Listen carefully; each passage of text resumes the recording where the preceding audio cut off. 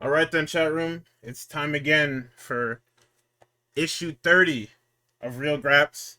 As always, I'm Guardy and I'm joined by Tux, and we're going to take you through the week in wrestling. And this week wasn't that bad.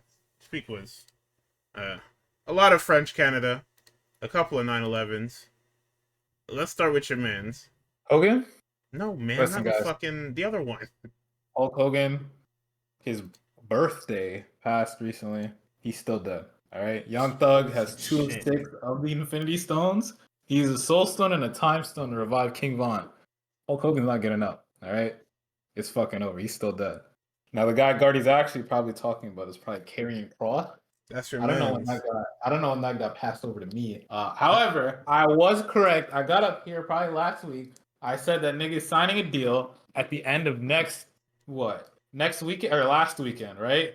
Now I was a bit wrong because they offered that shit to him on like Tuesday or something like that. He chose not to resign, and they even gave him a little pay bump. I don't know why he didn't take that shit. I didn't No, watch that he documentary. he he didn't. It's not that he didn't choose to resign. He knew what it was. What was it?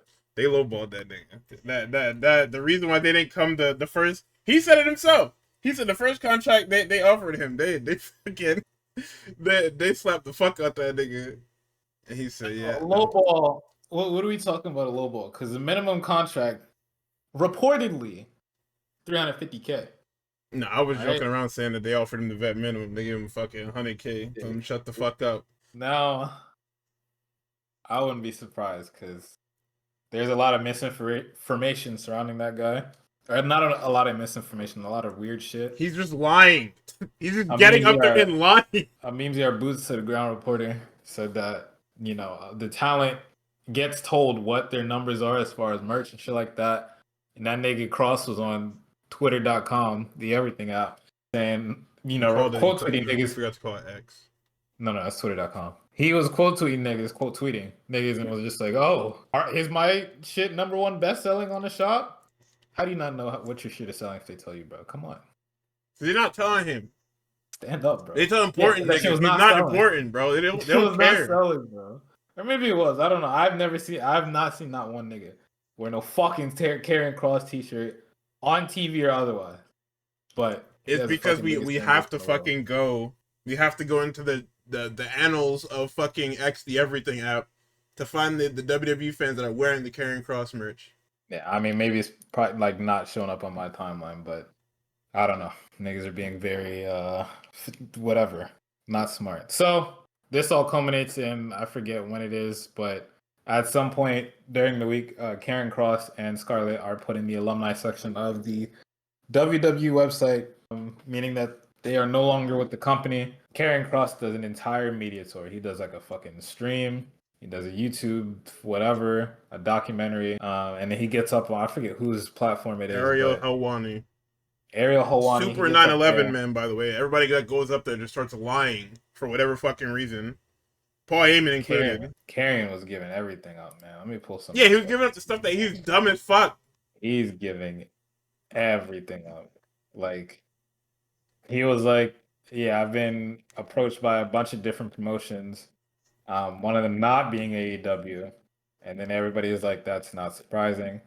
Niggas took that. Well, the nigga that made that tweet that said it's not surprising meant that as like yeah, because the nigga can't wrestle. No, it's because, and I learned this sometime during the week, there was a weird little thing that happened between Scarlett and Don Callis. Don Callis is also a weirdo. So why would they go back if that nigga was out there being weird? Make no fucking sense. Let's see. Triple H misinterpret, the we want crosses, we want Brock. Karen Cross was like, I don't want to frame that situation, but I laughed because he could have misheard it. He has a very dry sense of humor and he could have been joking around, but I saw it and I just laughed. On the back end of that, I was very flattered that after the show they were chanting that. Yeah, niggas trying to, he's trying to go back to the fucking, he's Of trying to course get he back is. in the good graces, trying to get back up in there. I get it. No, but my problem with him doing that and saying that is, why didn't you sign the fucking contract? I Oh well, don't, they weren't gonna nobody give my knows. wife a contract. So That one is a little bit more understandable. Like, I understand that, but at the same time, it's like now the both of you niggas are jobless in this economy. Kind of crazy, a little crazy, but hey, you know. Next week, Karen Cross said some higher ups in WWE thought that his post WrestleMania 41 promo was real, and they were upset. He was under the impression that his promo had been okayed with everyone, and they all knew it was a work. One day, he waited for Triple H outside of a production meeting once he found out he wasn't okay with it and explained everything to him. I want to stop right there. I want to stop right there. Because you know what that tells me? That tells me that none of this shit was on the sheet.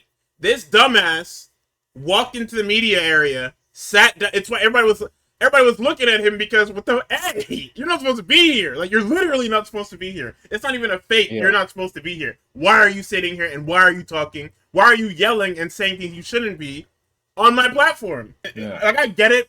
It's fun to shit on Triple H because he's stupid as fuck. And it's fun to shit on WWE. But I would be mad too. No, you're sitting here getting all these fucking mouth breathers riled up for some shit I'm not gonna do. How is that fair to me, nigga? I want to push you. Yeah. The fuck you got to... That kind of shows me an issue as, like, if he was under the impression that shit had been okayed, and it doesn't reach Triple fucking H for him to be like yes or no, what is happening? The fuck you got going on, man? What is going on? You're an idiot. You're actually an idiot. Did he tell the wrong niggas? Like, what happened? Nigga told Jamie Noble said, yeah, man. Totally. Jokingly, by the way. Then word got back and nigga said, holy shit. Unless the niggas that he got okayed with were the niggas on that podcast that he crashed. And they were like, yeah, the post-game show. With it. Wasn't it? Yeah, I don't know. It was a post-show presser or whatever the fuck it was. No, it was the same niggas that do the Raw recaps, right? I don't know what it was. Point is, it's something that's on WWE. You went out of your way to be in a place that you shouldn't have. You said some shit that nobody fucking asked you to say. And now you got punched in the head for it. Yeah. So Amimzi now says this was also the start of Triple H refusing to meet with him and using a mediator to communicate with him. I didn't know about that. And if I did, I would not have put so much stock in that nigga re-signing because you can't work in those conditions. I mean, you can. I'm just not going to use you. Exactly. So my fault. I mean, at this point, the niggas kept bringing up the fact that the nigga's 40. And, like, if I can get a free check just by sitting and catering and traveling the world and, you know, having my own fan base so I can do whatever the fuck I want on the side, probably should have took that. I'm not going to do. Like, just in an industry like this, I get it, right? Because what the fuck are you going to do now? You're going to show up at this GCW show. Them niggas are going to fucking prop you up. You're going to say, they should have never let me go. Not realizing that it's the indies. They're going to... Don't bring that up. They're going to prop you up for doing whatever. And that's not a bad thing, right? Because everybody's got to work somewhere. But AEW don't want you. You don't want to go there. I'm not sure. I'm not sure the logistics of this. Maybe you don't want to go there. Maybe whatever happened there. But from a wrestling and a star power standpoint, them niggas don't want you. I don't want you there. Sorry, I know my opinion don't matter, but I don't want you there. Because that's another segment I gotta fucking fast forward through on the week. Man, I don't want to. Best case scenario, you get to be a manager for one of these like really young niggas, right? And that's a 9/11 for some because it's like your shit in WWE wasn't that compelling, right? Maybe with a Tony Khan pen, he can get you right, and all you got to do is just deliver the lines like you're a fucking actor. But like, he cannot get you right because they have 100 people on fucking contract back there, and 80% of them niggas is not right. Yeah, and guess what? We're getting ready for this fucking hook run, so you're even further than the back of the line, bitch. Holy shit. Is that what's happening on my AEW television? Yeah, that's what they teased towards the end of fucking Dynamite this week.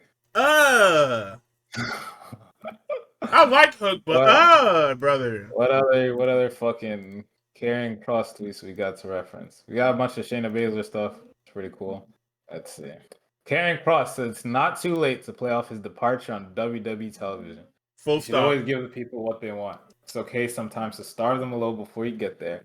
That's not what's happening here, but it should be what's happening here. KARRION KROSS, I don't know if you understand what storyline you were propping up, but it is entirely too late to play it off because you can't physically appear to say that you were wrong because they sent your ass home. It's not even that.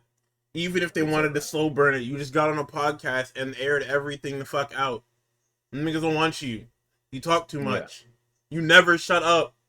Also, they kind of already wrote off his departure on SmackDown during the Sami Zayn match, like on commentary. It was that. It was on Monday. On Monday, they put that shit in the fucking dirt. Sammy Smith, I don't give a fuck about this nigga. Nigga was ass. I whipped that nigga. He's gone. It's time for me to get some gold. Like, jeez. Not even like nuance about it. It's like nothing somber. Sammy said it's straight to fucking business. I'm past that bum. Now bring me the fucking world title. Fuck, man. All right. Tying him up in some bullshit, man. Well, he's Karrion tied up Kross in bullshit, whether he wants it or not. Now. Well. Yeah, fucking MFT nonsense. But we'll get to them too. Karrion Kross says he still wants to go back to WWE after frustrations with both his runs in the company. Still calling it home. Okay. Everybody does this because everybody wants to go back. But once again, we look back to why didn't you sign that fucking contract? Yeah, I think that's also just like the entire like I don't get it. But Karrion Kross says there was a creative idea in the air for he and Scarlett on the Raw after SummerSlam, but they were told on Sunday that they'll be flown home, like I just said. Karrion Kross says that he and Sammy went to The Undertaker after their match at SummerSlam to get his thoughts on the match. He said he, in quotation marks, really enjoyed the match. He's lying. That nigga was not watching that shit. Yeah. Oh, man. Karrion Kross thinks that because of Seth Rollins' false injury and the situation with R-Truth, people don't know what is at work and what is real. Stupid. Nigga is just dumb, bro. And then, let's see. I guess, the last two are important. And I'll go out of order for this. Karrion Kross says he spoke to a higher up in January that he wanted to stay with the company. He asked them what they wanted to see from him to make that happen, and they gave him some pointers. He didn't say what the pointers were, did he? Don't say what the pointers were, but if it's they January, told him I'm to get a fucking backbone, bitch ass nigga, do something productive. And that productivity came about in that fucking 41 fucking interview, which, technically worked, but then, nobody else latched on to fucking anything else. Karrion Kross says he was grateful for his SummerSlam match, but wanted to blow it off bigger. Very grateful to be there. Very happy to be working with Sammy. If I could have done it differently, I would want to blow it off bigger. I know a lot of people wanted to see Kross win the match. If we're following basic psychology, babyface gets the win.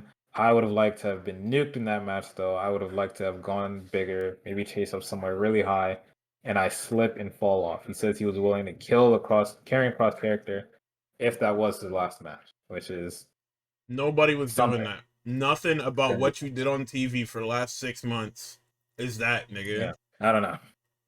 The fuck are we talking about? So, that's, I guess, the end of this Karrion Kross fucking storyline that we've had going for a couple weeks. A lot of people are upset. A lot of people think it's a work. This, that, and the third. I think the podcast has kind of buried that, it's a work thing. Even if he does come back, I really don't know what people want to see from him. I don't know what people expect. I don't know what people see in Karrion Kross. I think a lot of people expected because Heyman was talking really highly of him that he was going to stay with the company. But I don't think Heyman really cares. Heyman has his guy currently and his guys previous, and he's going to work with those people. He's not going to work with no Karrion Kross.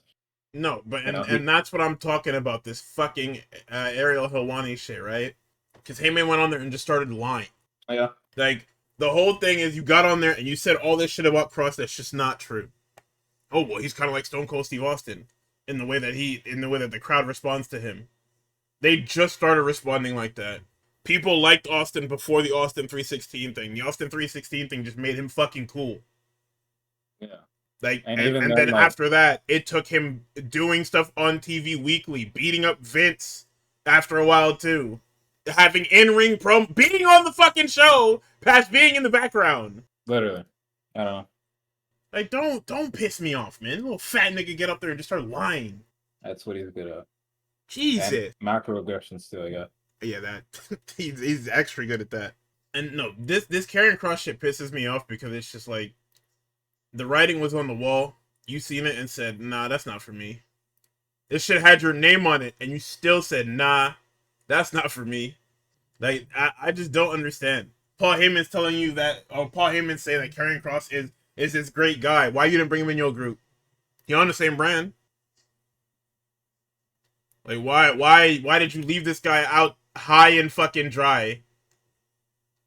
To sit in the back and wait for feuds, panhandling in the fucking backstage area for somebody to fucking fight him. Yeah. Do not piss me off.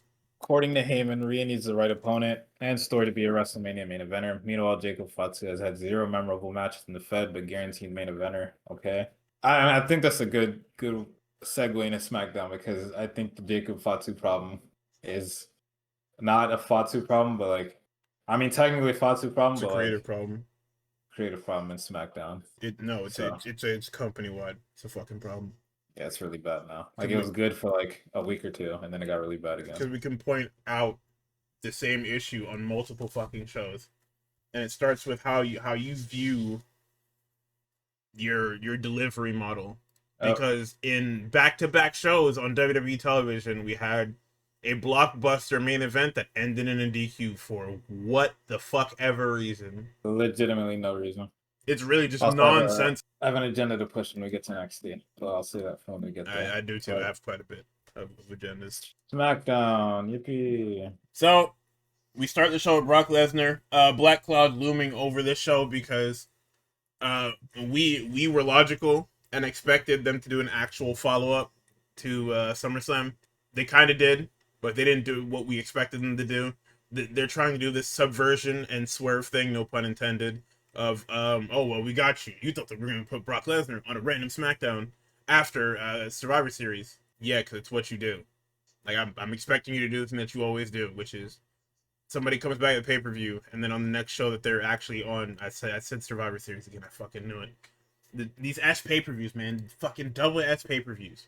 Point is, the show starts with John Cena.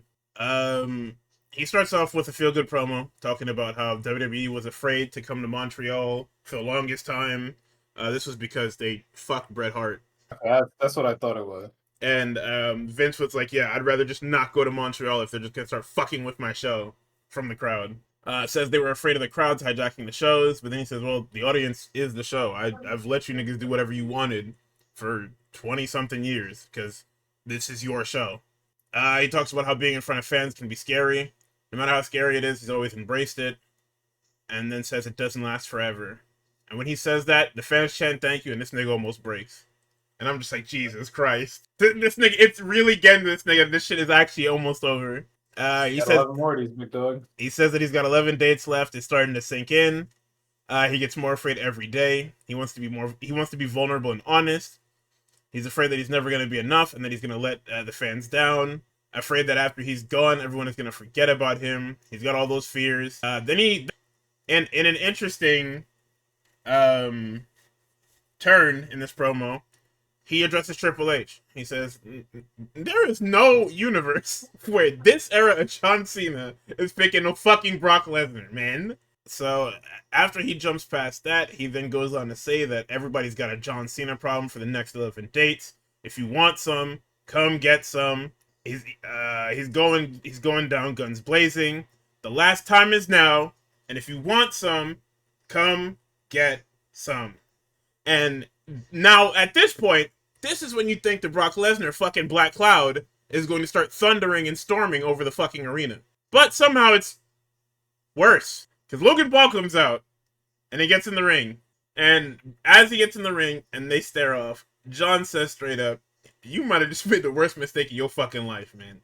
Logan then reminds him that he said that Logan Paul does WWE better than any professional wrestler. John said, yeah, I said that. But you're a fucking dumbass. He calls John a liar and a corporate kiss ass. Logan asks for a match. John asks the crowd. They cheer. Logan then goes on to say Logan Paul, John Cena, in a French-speaking country, in France. And the entire crowd goes fucking limp dick because, well, why the fuck are you... I don't want to hear about a fucking match that's happening in France, nigga. It's not happening here. I don't care. I don't even want to watch that. I want to watch it live because I'm here. I don't want to watch that on pay-per-view because I'm not there and I have to fucking pay for this. So then we get a Drew McIntyre attack from behind onto John. They stomp this nigga out and the ace comes in for the save.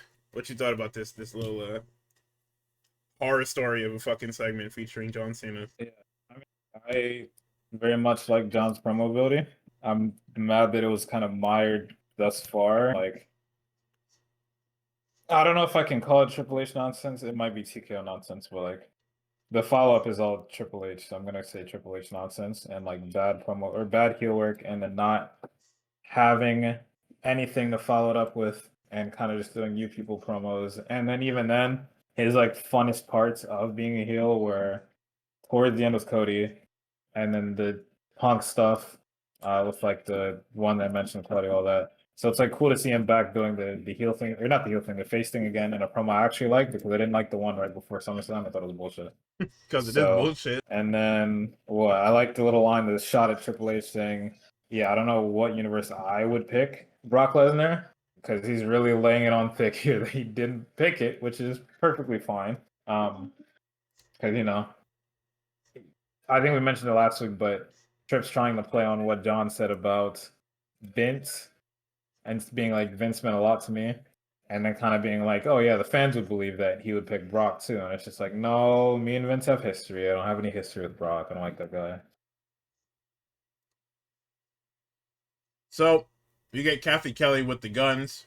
They talk about the TLC match from the pay-per-view. They say they are ready for MFT. Shelly says they're hurt like shit, but they got to get out there and work. Sabin says they didn't get the job done, but they know what it takes. Then their music hits, and we follow we follow them through the tunnel, and it's the Guns versus MFT. Awful shit. Yeah, I don't know what this one. It's fucking Listen, man. Hikuleo and JC Mateo. And here's my problem with this, right? I don't know where people realize that they don't want to book. Like, you already gave me the excuse that like the Guns are hurt. I don't need outside interference as well. Like, I understand that's like the entire point of like having a faction, and I think this is just like an issue for everybody, like across every promotion, right? We know the foregone conclusion matches, right? We know who's going to win. We know who's supposed to be stronger than who in the power scale. I don't know if it was like this back in the day, and by back in the day I mean before fucking 2012, because that's when I stopped watching. But like, I'm so over this shit, man. I'm so over to like the niggas being like, niggas are getting fucked up, and then all of a sudden here comes fucking Tongaloa to fucking take a shot or some shit with his shitty ass punches, and then niggas lose. Like, it is perfectly fine for the Guns to be fucked up, and the entire match too is Tala Tonga going for fucking both Alex Shelley and Chris Sabin's fucking ribs. Like, the entire match so is just him going for that. I want to point out that we are not a minute into the match.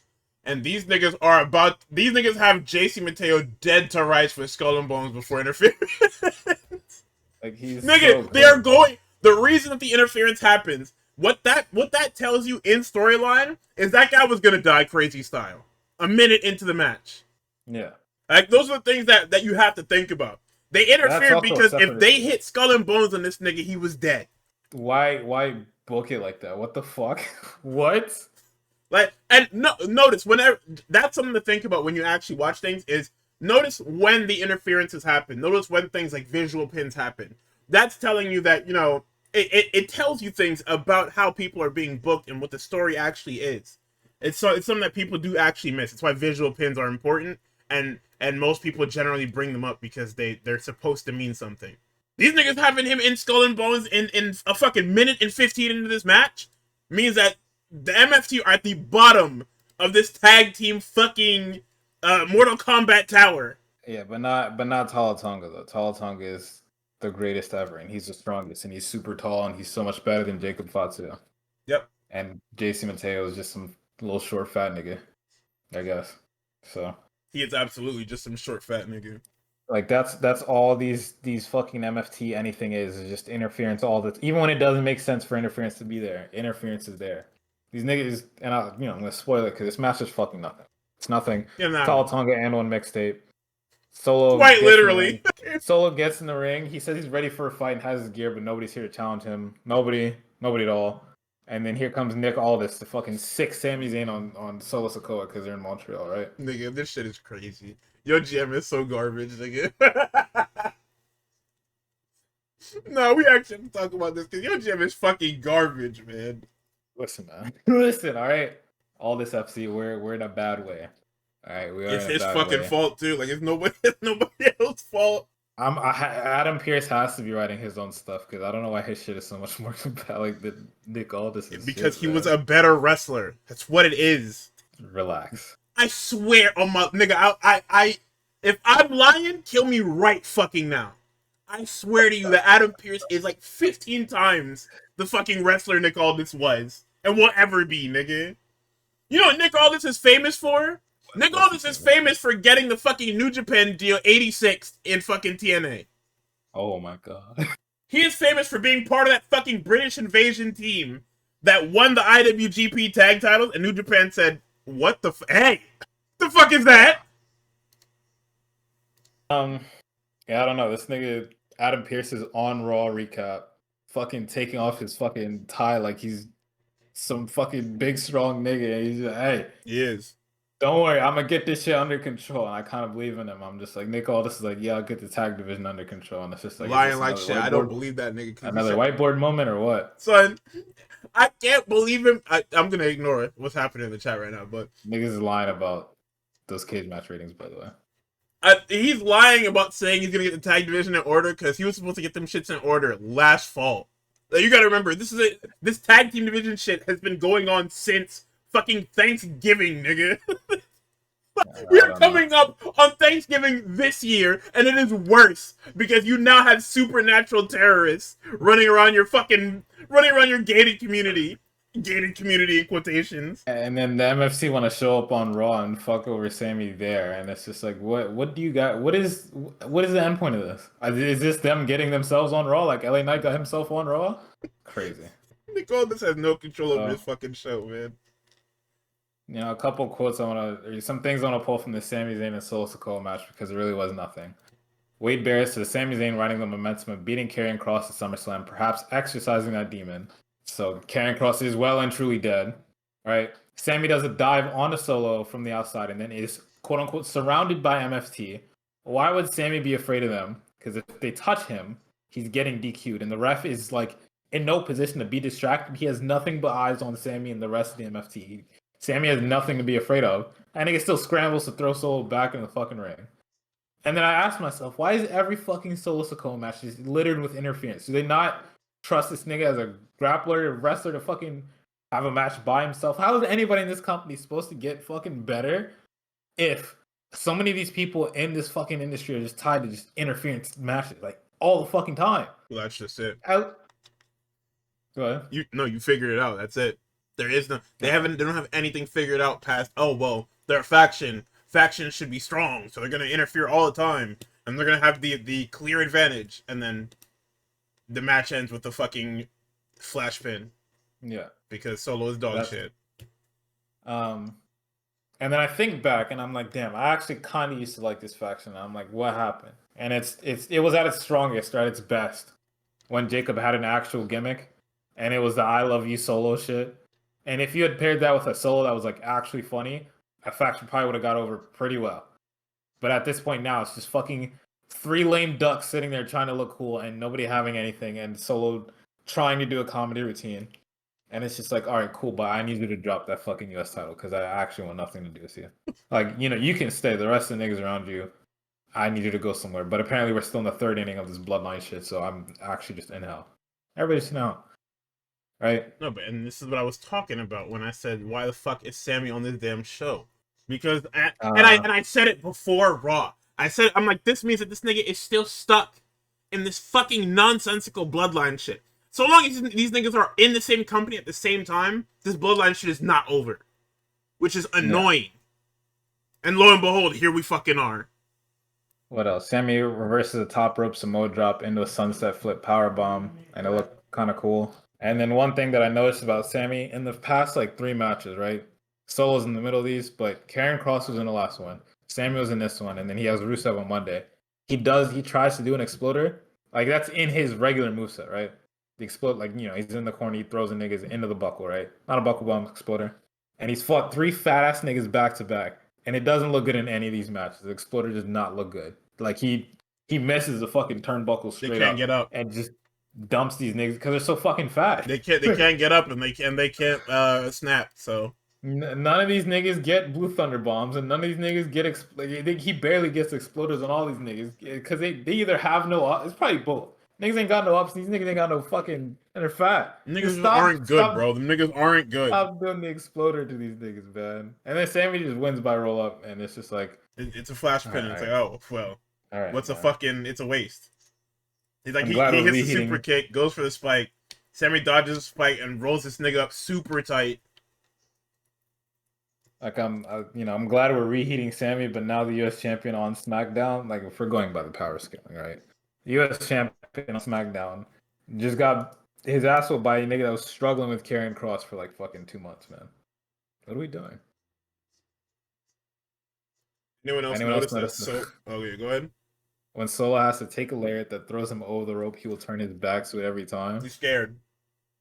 Doesn't What is want he to take scared that of? bump when he can't see it. He's scared. Oh, That's all that is. throw up, nigga. That's all. It's literally all it is. He's scared. You don't want to take it the way that niggas usually take it. He's scared. Also, with this U.S. title shit, skipping ahead a little bit to fucking Mello because there's a Mello segment. I here's my hopes, right? You know what? Because I have to go and do some shit real quick for my mom. I'm gonna be AFK for like probably 15 minutes. But in that time, we're just gonna skip ahead to the Mello segment, right? Mello goes to Aldis's office. Aldis isn't in there because he's fucking around. He's fucking around all night, You know where he right? is. No, yeah, he's putting his fucking stupid ass bow on this goddamn referee to give to Charlotte. Or not to give to they give it to Charlotte. Not So even. Charlotte can Nigga, he was talking to them tag teams. Oh yeah, okay. Was it? No, because he talks to tag teams first, and then he goes out to give the ref to Alexa, I guess, to then make the match with Charlotte versus Chelsea official. So he's all over the place. He's both. Either way, nigga's not in his office. Miz is in there, whatever fucking reason. Melo's like, yo, you left me high and dry, and I wasn't getting on TV time. I wasn't getting this. I wasn't getting that. And I'm going to get a title match, right? It's cool you're back. I'm gonna go get a title match, whatever.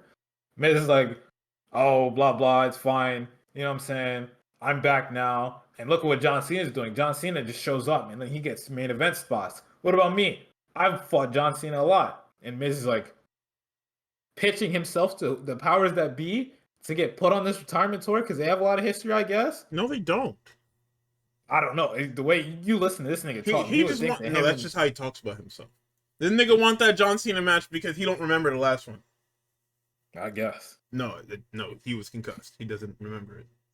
Like he doesn't remember a first-hand account of that match. He remembers it happened because it's on tape, but he doesn't remember. Jesus Christ. But he's optioning himself to get on the retirement tour. Melo is just like, yo, here you go talking about yourself again, nigga. I need to get mine. And Miz is like, yes, we are going to get ours next week in a tag match. So, maybe this is a new story that they're setting up for Melo, right? However, I need him to take that title off of Solo. I understand now that Solo has touched the belt. Honestly, ever since Jacob touched that shit, it's been fucking stuck in goddamn Samoan hell, right? The previous owner left and went to go fucking. He's now on Raw permanently. He's just on Raw. Niggas talking about when is the draft? The draft doesn't matter. The top niggas are gonna go wherever. Doesn't matter. LA Knight is a Raw guy, right? That being said, I want Melo to get that tag title so we can actually get back to the title being used for matches, not the stupid faction bullshit. I don't care. I don't know how Melo's supposed to win against all four of them niggas. Because I'm pretty sure if a DQ happens in one of those matches, right? It's champion's favor, right? Yes.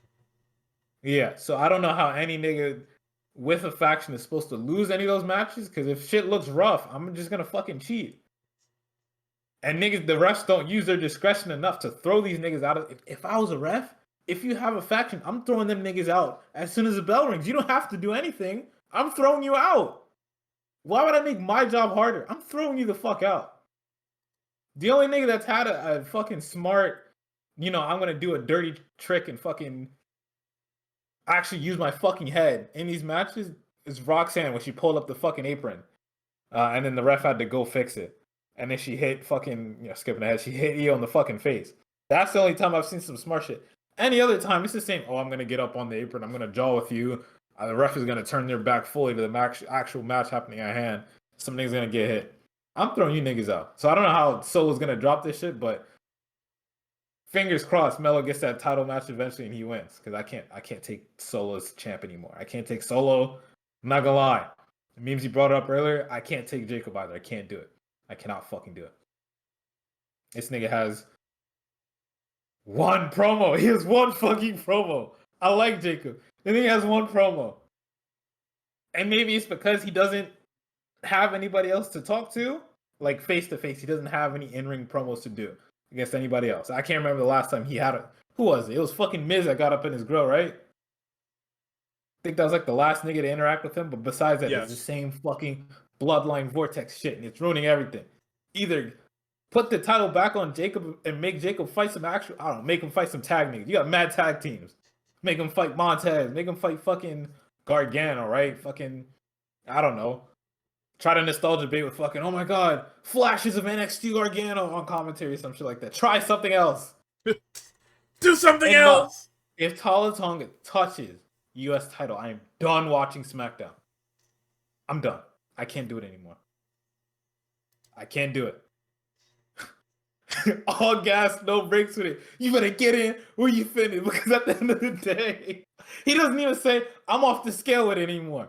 Maybe them niggas were like, yo, too much clips. I don't know.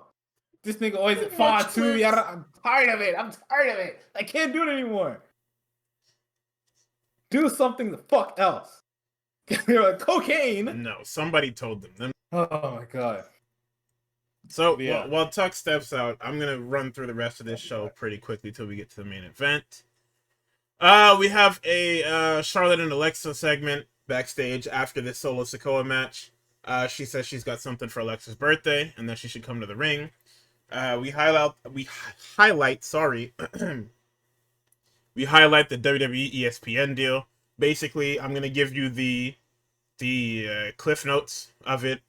If you have cable, this just means that when you open up the ESPN app, you'll be able to watch WWE pay-per-views. If you don't have a cable provider or a cable adjacent provider like Sling or whatever the fuck TV, YouTube TV, you will have to pay $30 for the app. Now, because this wasn't necessarily explained in full on the internet, there was a bunch of crying, complaining, and backlash. And then when it was, people were still crying and complaining and causing backlash. All you need to know is if you have cable, you're good. If you don't, you might want to cancel some subscriptions or sail the seven seas to get you your WWE pay-per-views, because they're going to be locked behind a $30 ESPN app in 2026. So good luck with that. We got a Wyatt 6 VHS promo. I like the branding of the found footage Wyatt promos. I don't like the Wyatts. I like everybody in that group individually. As a unit, I feel like the Wyatts are quite literally just a tribute group. I don't like it.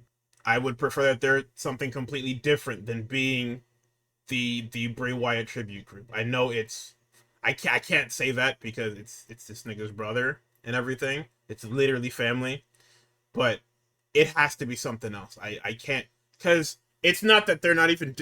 I don't think that they're doing the group justice. It's that the group doesn't feel like anything bigger than my brother was Bray Wyatt, and I'm going to carry his legacy. So that's why I've returned to wrestling. And I need something more. You need to pull me. I need more to pull me into this Wyatt's thing. Having them win the tag titles for whatever reason to give them a short run before you probably break them up and release them all is cute, but you probably should have just released them. I'm not gonna hold you. Like, it's, once again, it sounds fucked up for me to say this because I don't want anybody to lose their job, but you should have just let the fucking Wyatts go, man, instead of waiting, bringing them back on his birthday, quickly inserting them into your tag division, having them be the champions. Because once this crashes and burns by Survivor Series or whatever, what are they gonna do? You're gonna break them up. If not one by one, the whole faction's just gonna disappear. And then we're gonna get the damn headline that they've released the entirety of the Wyatt Six. or however many there are. Because at this point, I don't think this Alexa Bliss Wyatt Six thing is happening. It's not. Like it feels so far off because they hinted at it, then they didn't hint at it. When Alexa first came back, it was nothing but hints. It was nothing but not Condemned. Sorry, that's the damn Stone Cold movie. What is the shit called? The Conjuring or Amityville Horror. It was all that type of shit with Alexa when she first came back. You were getting the Wyatt Six whatchamacallit with her. But I mean, I forgot what Loomis sounded like. Because I haven't heard Dexter Loomis speak since he was in TNA. And that was like 15 years ago. So I completely forgot what Loomis sounded like. They talk about how they've got so much to do, and their goal is a lot bigger than tag titles. They're fucking lying. We're backstage with B-Fab and the Profits. They were watching they're watching the show in the back because that's what you should be doing. Undertaker was right. You niggas should be watching the fucking product and looking at how your peers wrestle so you could get better and learn things. DIY walk into the trainers' rooms and they berate them. They show that Candice has the nastiest fucking bruise I've ever seen on her leg. I'm glad she's okay, but that thing is fucking gnarly. Aldous walks into the room. He still cannot get this tag team division under control. So he makes DIY versus Street Profits for next week. Lazy ass nigga. So Charlotte and Alexa come down to the ring. Charlotte wants to celebrate their title win and Alexa's birthday. Also, once again, anytime Alexa takes off Charlotte's fucking robe, you've got me. Doesn't matter how cringe this fucking promo is, you got me. I'm easy, you got me. So Charlotte reveals his cake. It says, "Congratulations, Charlotte Flair!" exclamation point in all caps. And in regular, if not smaller text, it says, "And Alexa, P.S. Happy birthday." Then Charlotte starts talking about the gigantic pink present box she has. Alexa doesn't want it because she doesn't know what the fuck's in it. It's weird. Then they reveal Charlie. Well, sorry. First, Charlotte gives Alexa the Lily doll that she gave her 4 years ago when she first started tweaking with the Fiend and whatnot. And then they reveal the Charlie doll, which is the Charlotte version of the Lily doll. And they're both wearing the "We're Not Friends" shirts. It's a cute little segment. Charlotte then says, "No, I want more. I want more from you. You may hug me." Alexa looks at her like she's fucking insane. "You may hug the queen." Still looking at her like she's insane. Then we get saved from the cringe by the president of the WWE.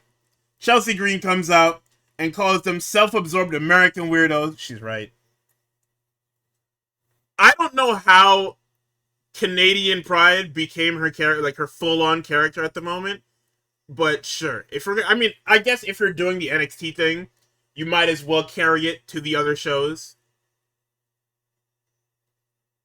She's saying this because they're in Canada, where she's from. But it's still weird that we're doing this now.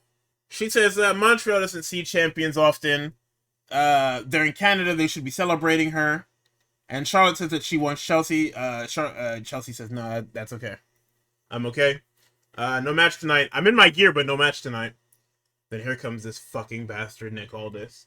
He says that for Alexa's birthday, they're going to have Charlotte versus Chelsea Green when she's not even ready.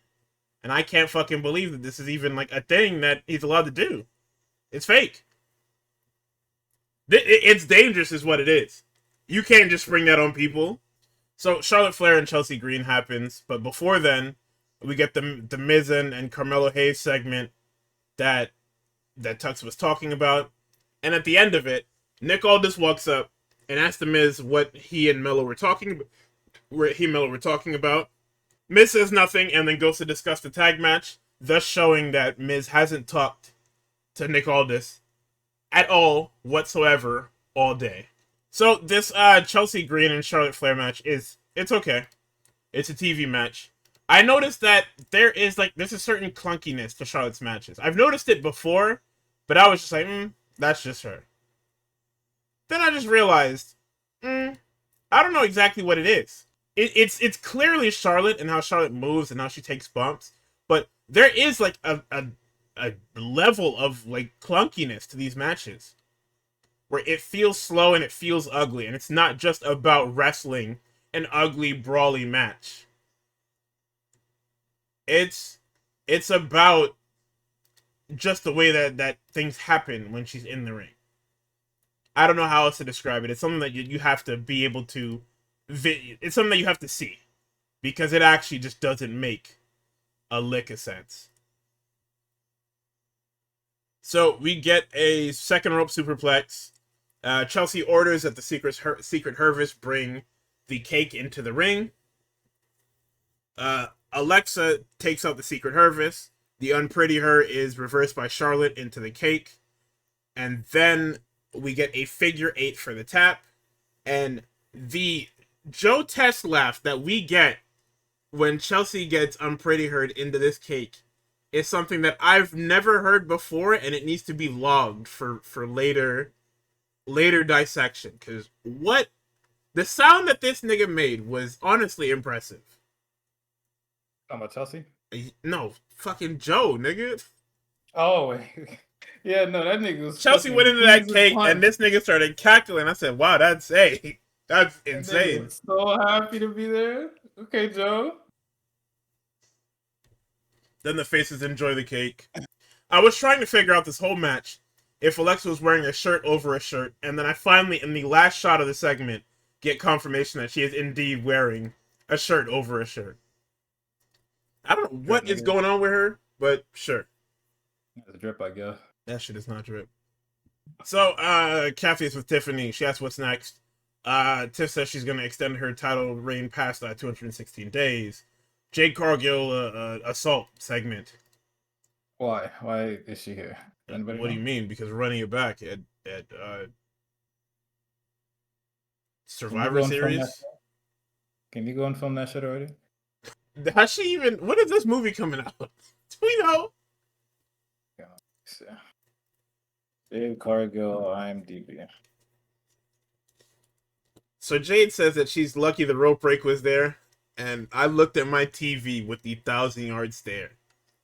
That's not what happened. That's not what that was. This shit does not have an IMDb page. Holy shit. They said she films in fall. Yeah. Where is Bianca Belair? That's a good question. Still healing up. Still gotta get cleared by WWE doctors. So, So Jade says, be thankful that your foot found the rope like we watched. That's what I said. She just started lying. Like, I don't know what it is with niggas that work here. Let me rephrase it. I don't know what it is with ass niggas that work here and lying, but y'all gotta stop it. Y'all gotta leave lying to Cody Rhodes and, like, good wrestlers. Them fucking AEW niggas, man. That's what they were teaching niggas over there. It was just Cody. Yo, that fucking picture is gonna get so much mileage out of me. I don't care, because Cody's the funniest nigga ever. Because he quite literally is a wrestler's wrestler. That is a nigga that will lie just for the sake of lying. What are you protecting? I know the business. Stop lying to me. I don't know the business in full, but I know enough to know when you're lying to me for the sake of lying. Stop lying to me. So Tiff says the story may be different, but the outcome will be the same. Kiana James walks up with Julia and tries to give Jade a business card. Jade says if she's gonna win the title, it's gonna be on her time, or her time and her way. And then she took the card. Michin then walks up and says, "Yo, let me get that. If you're not gonna use that, I need to get me a U.S. title match." I said, that's kind of weird that you let them walk away instead of, like, interacting with them. Like, you had to walk past them because of the way backstage works. The way you walked in from the way they left, it's the same way. You didn't. Either way, another fucking 9/11 is this Damian Priest, Aleister Black feud is continuing for another fucking week. Evil nigga promos. We're Yes, still sir. talking about this, man. They fucking hate me, man. All the Aleister Black fans, I'm so sorry. But I'm not that sorry. Not sorry enough to hope for good things to happen to you, but sorry enough to say it. You know?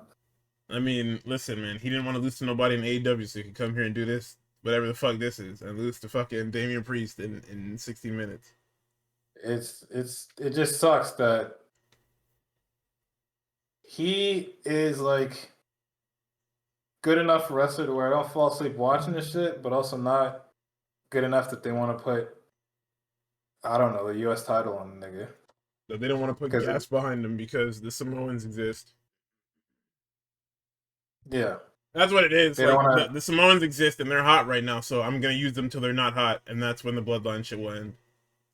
But it's like you would think that you would do what you're doing with Logan and Drew and have them skip the line and go straight to main event shit. You know, if you really fuck with Alistair like that, you would have him do that, but I guess not. I mean, they didn't do it for Knight, so I guess you're not going to do it for him either. Like, just being fair. We do not fuck with this nigga. Yeah. It's just that simple. We do not fuck with this nigga. Had to send our top SmackDown star to Raw so that he could actually be part of some shit that matters. It's insane. It matters in quotations. To quickly do this fucking promo, there's no such thing as good and evil. The only difference between the two of us is conviction. The crowd cheered as he was going to be thrown through a table, so he threw a chair in Damian's face and brutalized him. He told him violence begets violence.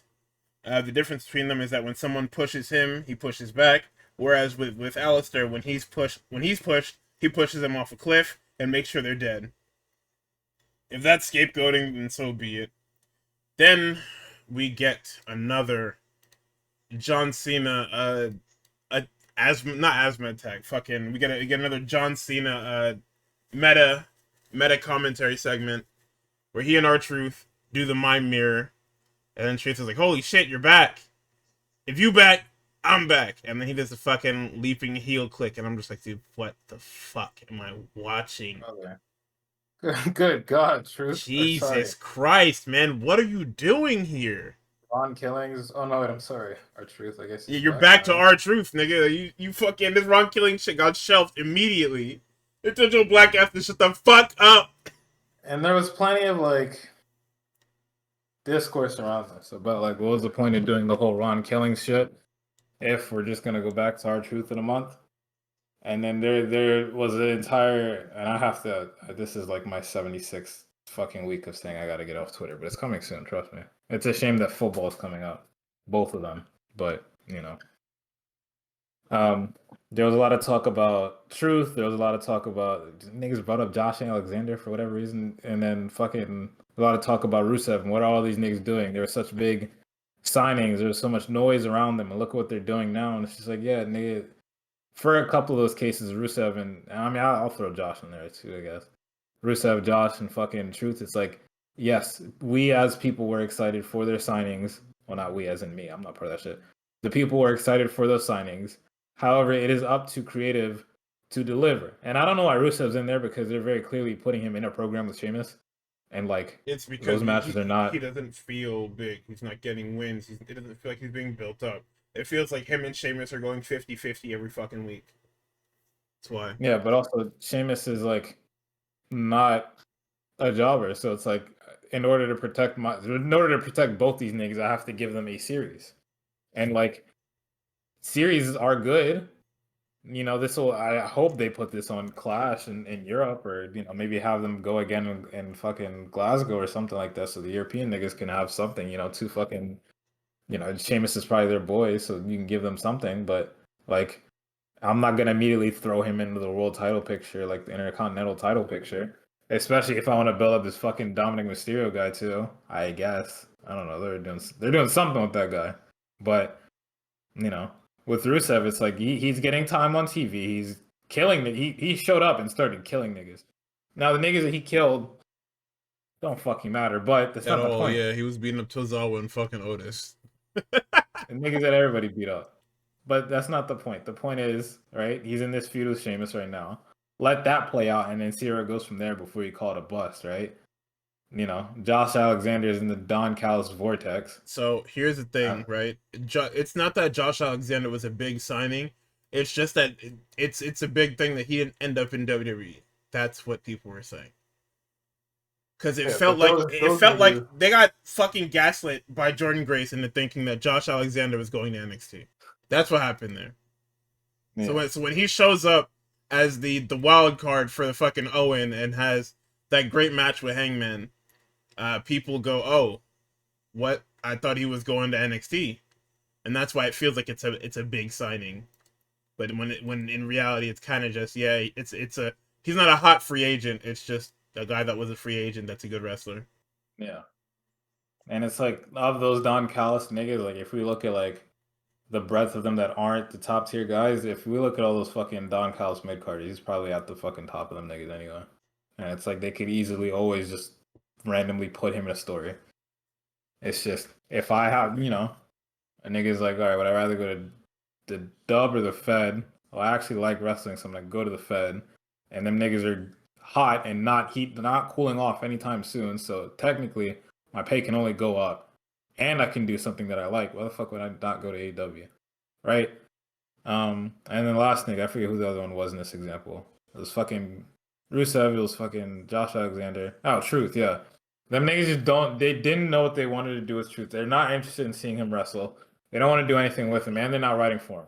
So it's like if the fans want Truth back, if the locker room wants Truth back, and then you don't have anything for Truth, it's not the fault of the people asking for him back. It's the fault of creative for not doing anything. Is that not basic storytelling and I don't know, being Yeah, a leader of a company? but the problem is begging for our truth to come back.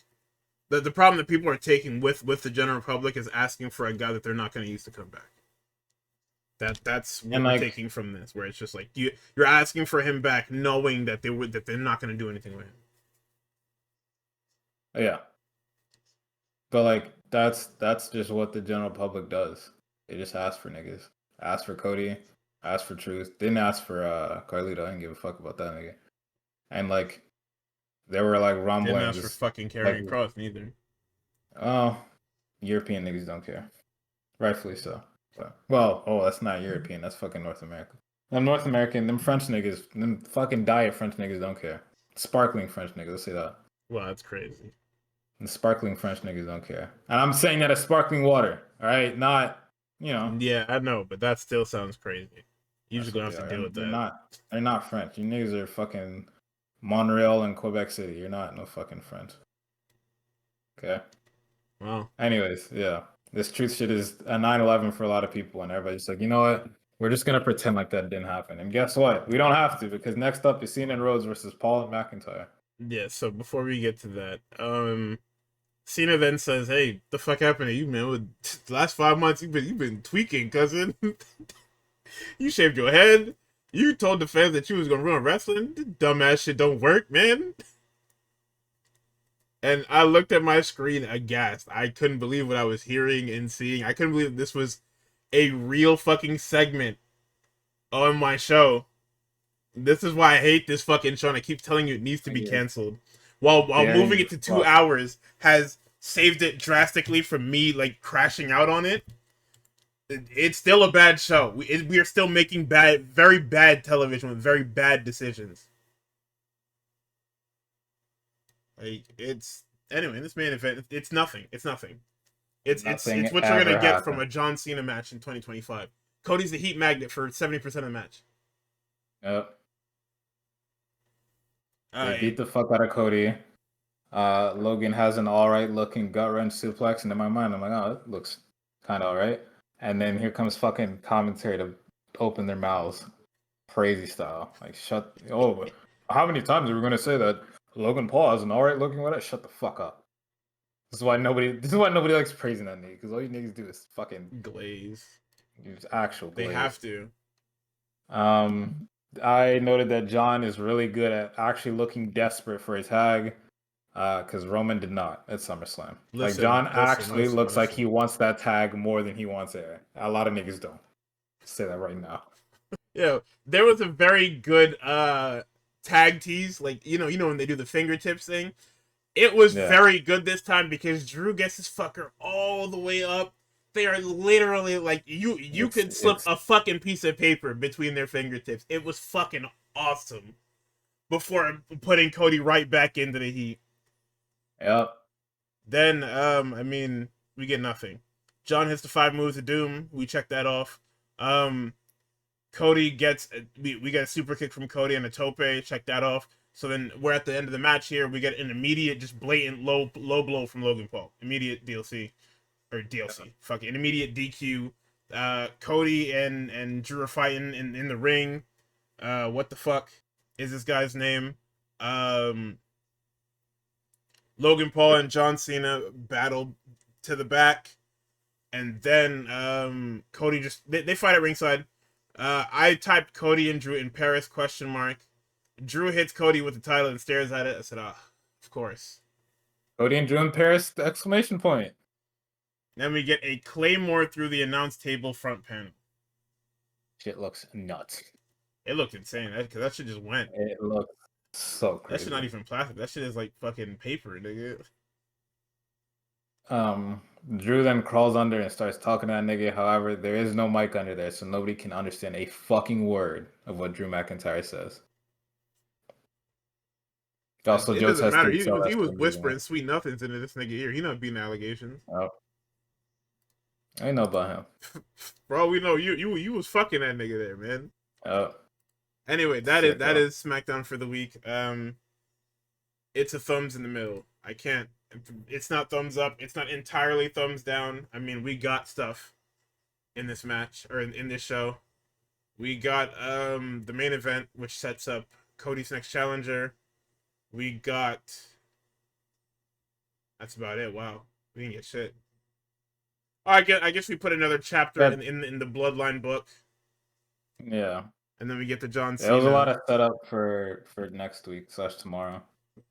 Yeah, and then we get the we get the John Cena segment at the beginning of the show.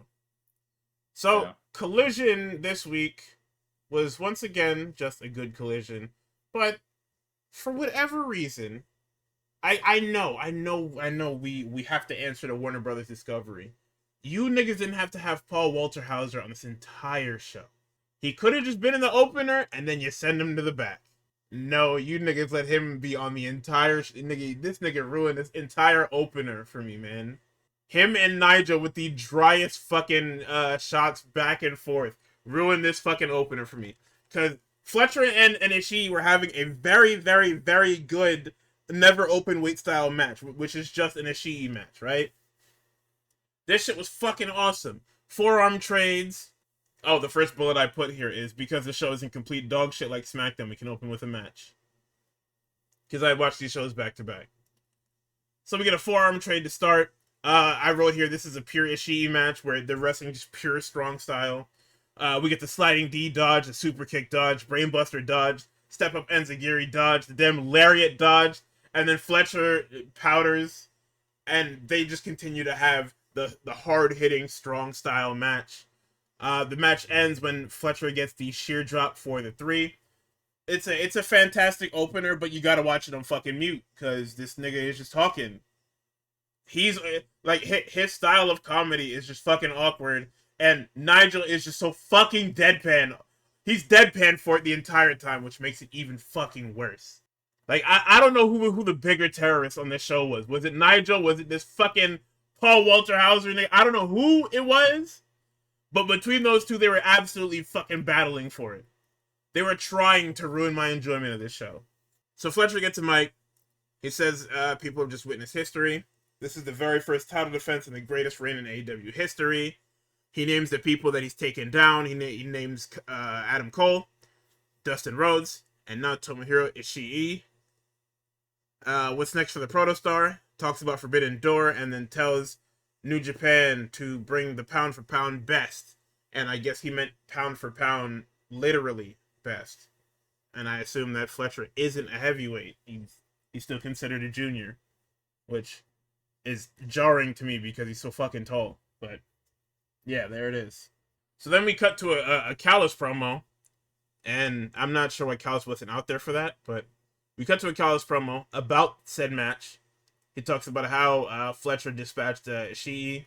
Then he talks about his New Japan ties. And then literally talks about the New Japan branded tie that he got. And then he tells New Japan brass to send the best for Kyle. Because when Kyle wins, he's going to take off this New Japan branded tie and choke them out with it. Which is fucking crazy. Earlier today, Ricochet and the Gates of Agony killed some losers. Says that he's got all this firepower, talking about the Gates, and then he's not going to use it. Or people were saying that he's got all this firepower and he's not going to use it. He's losing his patience since he's been very kind since getting here. Says him the Gates are going to destroy people till they get what they want, and I'm assuming that they are now in the trios division. Like this is the beginning of them actually being a unit. Like we've given up because a heel is TNT champion. We've given up on Ricochet being anywhere near the singles titles. So now we're gonna stick him in the trios titles because it needs heat. Because the ops have people to face, but Tony Khan doesn't want to book it because for whatever reason he's pussy. He didn't book them because Joe was off doing fucking what's the shit No, called? I know about Joe being on Twisted Metal. I'm just saying in general, like Oh, the trios titles have yeah, just have never been booked. Like even if Joe isn't off, the trios titles were always just hidden away till we needed them to be used. yeah. Fuck, sorry, but yeah, Paul Walterhausen being on that entire bitch is crazy. No, That's that was insane. like I said, that was insane. Between him and Nigel, somebody was trying to piss me the fuck off. I just Like he wasn't bad, but I definitely would not say he was good. Tell you that right now. And I also like the opening match. I like Fletcher being a fighting champion. I don't want him to do it every week. However, I think more often than not, there should be a Fletcher something like on the way. Like we should know what Fletcher's up to regularly because that is a very good hand to have.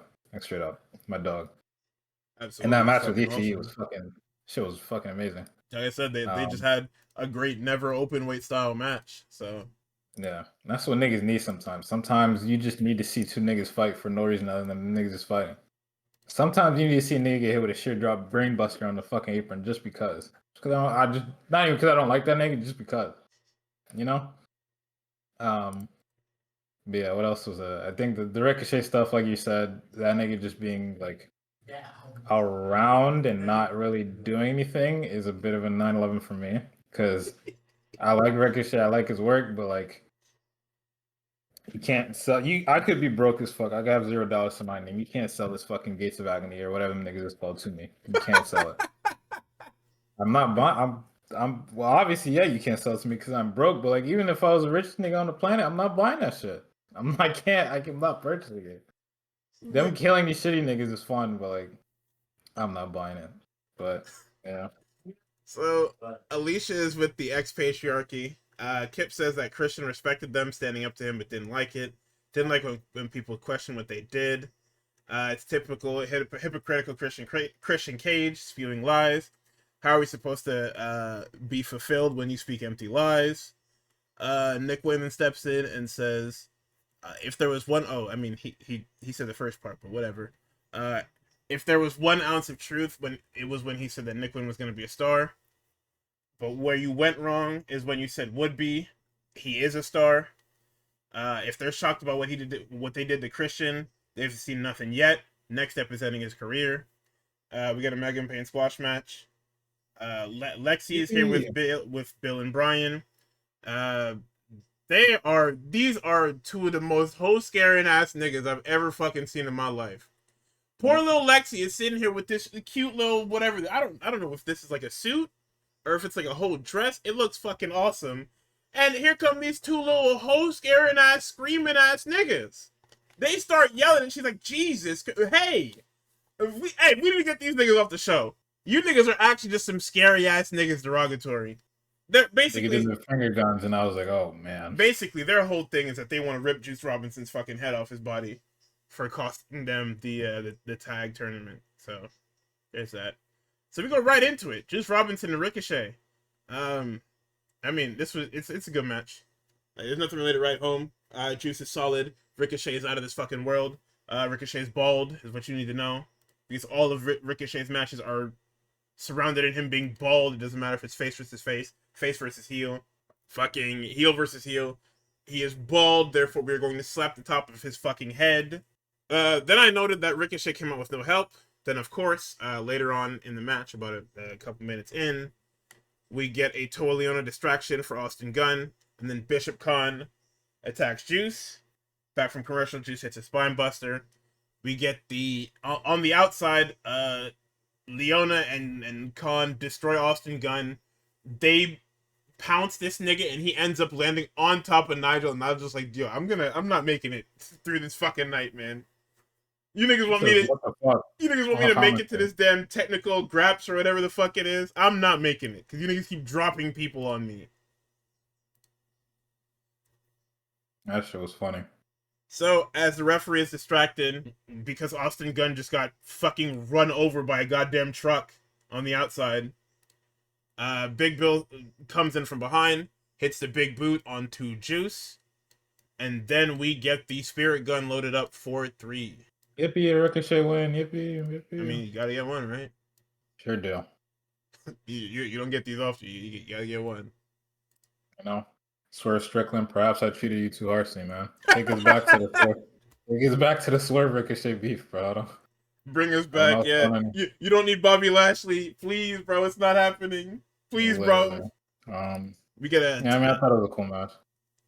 We get the Athena and Tony Storm video package. Then we get Lexi with Max Caster. Another weird fucking segment. Yo, what is it with the niggas on this show? Yes.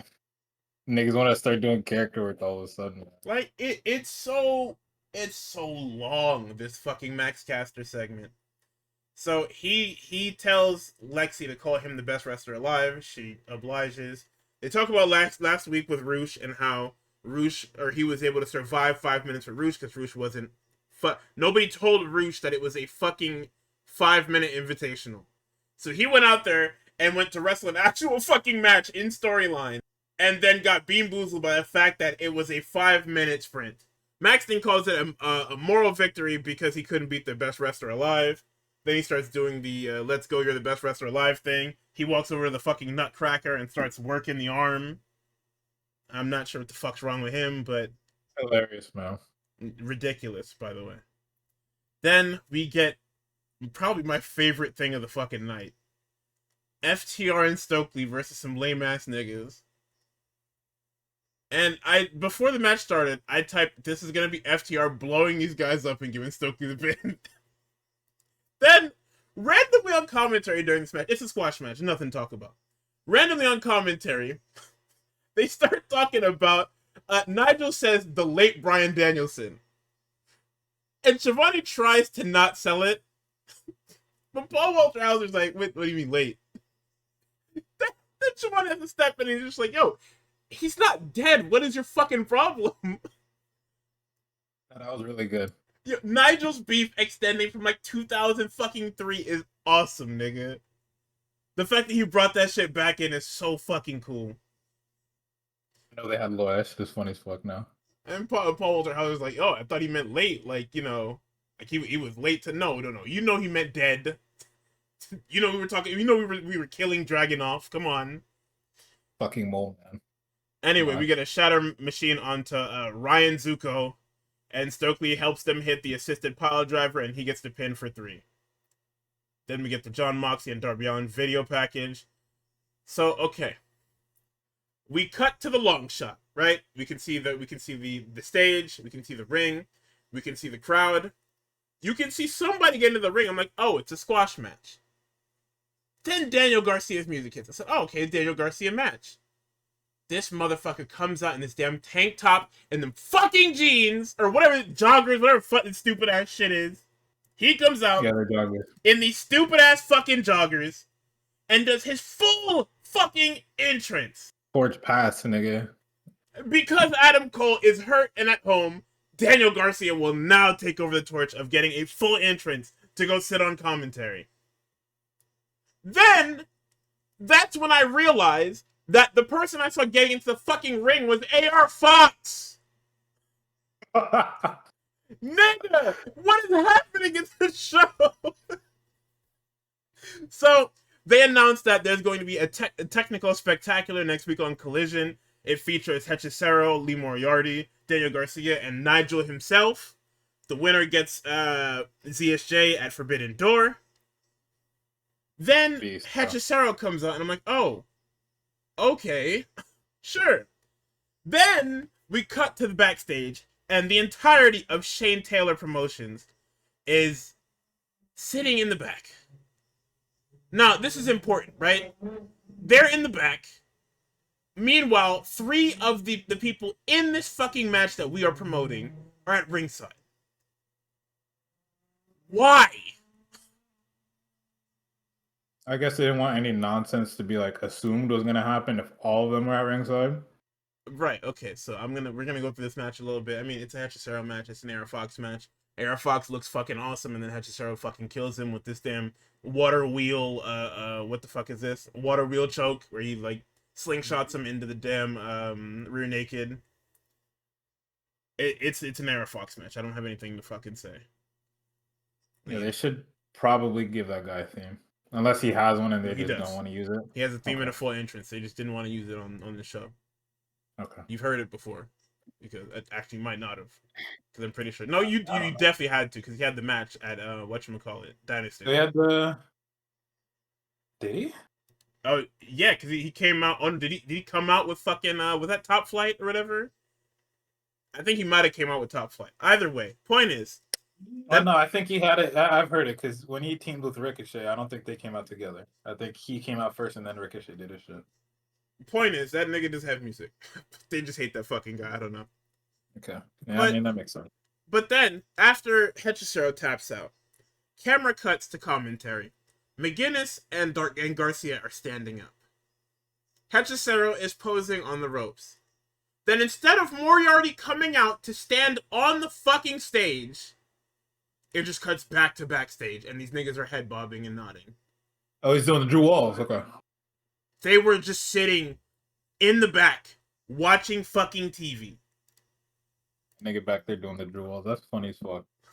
Can we fucking... It doesn't make sense. Because you have this shit... When you're supposed to do something like this, Moriarty's supposed to come out. You can play his music. You don't have to play his music. He's just to come out on the stage, and everybody has to be at ringside so we can cut between the 4 of them.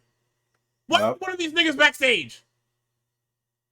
And the worst part is, you can barely see Moriarty because everybody in this fucking faction is bigger than him. There's so many people. If you weren't like, if you're not a regular watcher, you have no idea which one is. Nigga, Trish Adora is standing in front of him. He's trying to get herself some TV time. I fuck with it. I hear you. What the fuck is going on with this damn show, man? We get, let's see, we get the, for whatever reason, I guess we're running back the acclaimed shit now. Because now we're getting the video package of Bowens and Caster actually breaking up. I guess because now they have like an avenue. The avenue is going to be that Max Caster isn't so bad, and Anthony Bowens was actually the problem. Yeah. Because they fucked up making Bowens a babyface. And if this was the plan the whole time, you guys are shit. I'm sorry. You're a bad booker. Because you play this entire hand like fucking dog shit. This entire Anthony Bowens hand, dog shit. Yep. He got that huge return pop at Dynasty 5 tool player, blah, blah, blah. Nigga loses every week. This nigga loses. He won like one match on Dynasty. He won. Damn. He won one match on Collision and then ended up just losing all the fucking time. All the time. So, no shit, nobody wants to see Anthony Bowens. No shit, he doesn't get a reaction when he comes out. He's a loser. He's literally a loser. I can't even say there's so many niggas in this company because there's plenty of people in the back probably waiting for an opportunity to like fight somebody. You could have just gave to Anthony Bowens to like have a fight. And not like squash matches, like actual fucking matches. It's mad niggas in the back. You have a bevy of niggas. You have Ring of Honor talent. If you wanted to heat Bowens back up, you could send him to Ring of Honor. Maybe you guys should try and get this fucking Ring of Honor TV deal. Nigga, if TNA gets real TV before y'all. Oh, well, TNA's in WWE's pocket. I don't give a shit. I don't give a fuck. You've been trying to get Ring of Honor TV for 3 years, nigga. Yeah. I don't know. That TNA stuff coming out now, niggas saying, oh yeah, WWE's doing a full court press. They're trying to get AEW taken off of TV. And I'm like, off of TV? I don't know about all that. I also don't know about this TNA deal because if I'm nigga looking at the television, you niggas try to tell me, oh, we have WWE stars on our shit regularly, and it's the fucking Z-listers. Well, come on, it's the niggas that are already on CW. Come on, be nice. Trick. Well, I mean, if they're going to CW, that's fair, That right? But if it's you like saw? any Did you see the actual screenshot I network, posted? yeah, with the fucking how they have that shitty ass 911 show on Nigga, Thursdays. do you not see what your 8 to 10 time slot, prime time slot look like? You have space for TNA. Yeah, Don't piss me off. I guess, but like if they're trying to like get TNA on a network that AEW is already on, and you Not try to sell possible. me with some Fallon Henley or whoever, bro, get the Watch fuck out. out of What are my you office, about to nigga. say? Hey, Get the fuck out of my office. Are you crazy? they sell me on that. And even then, when you sell the fucking, when you're like, I mean, sometimes main roster stars come back, and you show me fucking Judgment Day like 6 months ago, I'm gonna be like, where the fuck is Liv Morgan? They're like, oh, she's hurt. All right, well, shut the fuck up. The fuck out of here. But yeah, no, I don't know. I guess Tony doesn't use like an RH deal would be cool, but it's just not happening.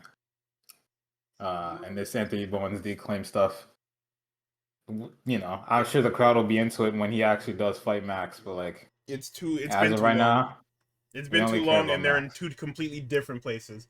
Max is over with this shitty low fucking heel gimmick, and Bowens is not over even with this brand new face gimmick. Even if you turn him heel, it doesn't work. Nobody cares. They're gonna cheer because they're AEW guys through and through, like they're AEW originals. Mhm. But like, it's done. This shit is finished. Yeah, So we've got a whatchamacallit, a Harley Cameron video pack. I'll talk about the TNA thing in a bit because we're basically at the end of Collision. But we got a Harley Cameron gimmick change. She's wearing a domino mask and she's a cat now. Um, Triangle of Madness versus Willow, Aminata, and Ty. Um, Nothing happening match. It's a trios match. Uh, Tekla goes for the spear, gets pounced. Um, Ty attempts Ty KO, and she gets a super kick into the I don't even know what the hell the Spice Girls are fucking called, but they hit this damn swing assist power slam for 3. We get a the video Triangle of Madness. package. You said what? You talking about the Triangle of No, I'm Madness? talking about the two of There's them two without girls there. Tekla.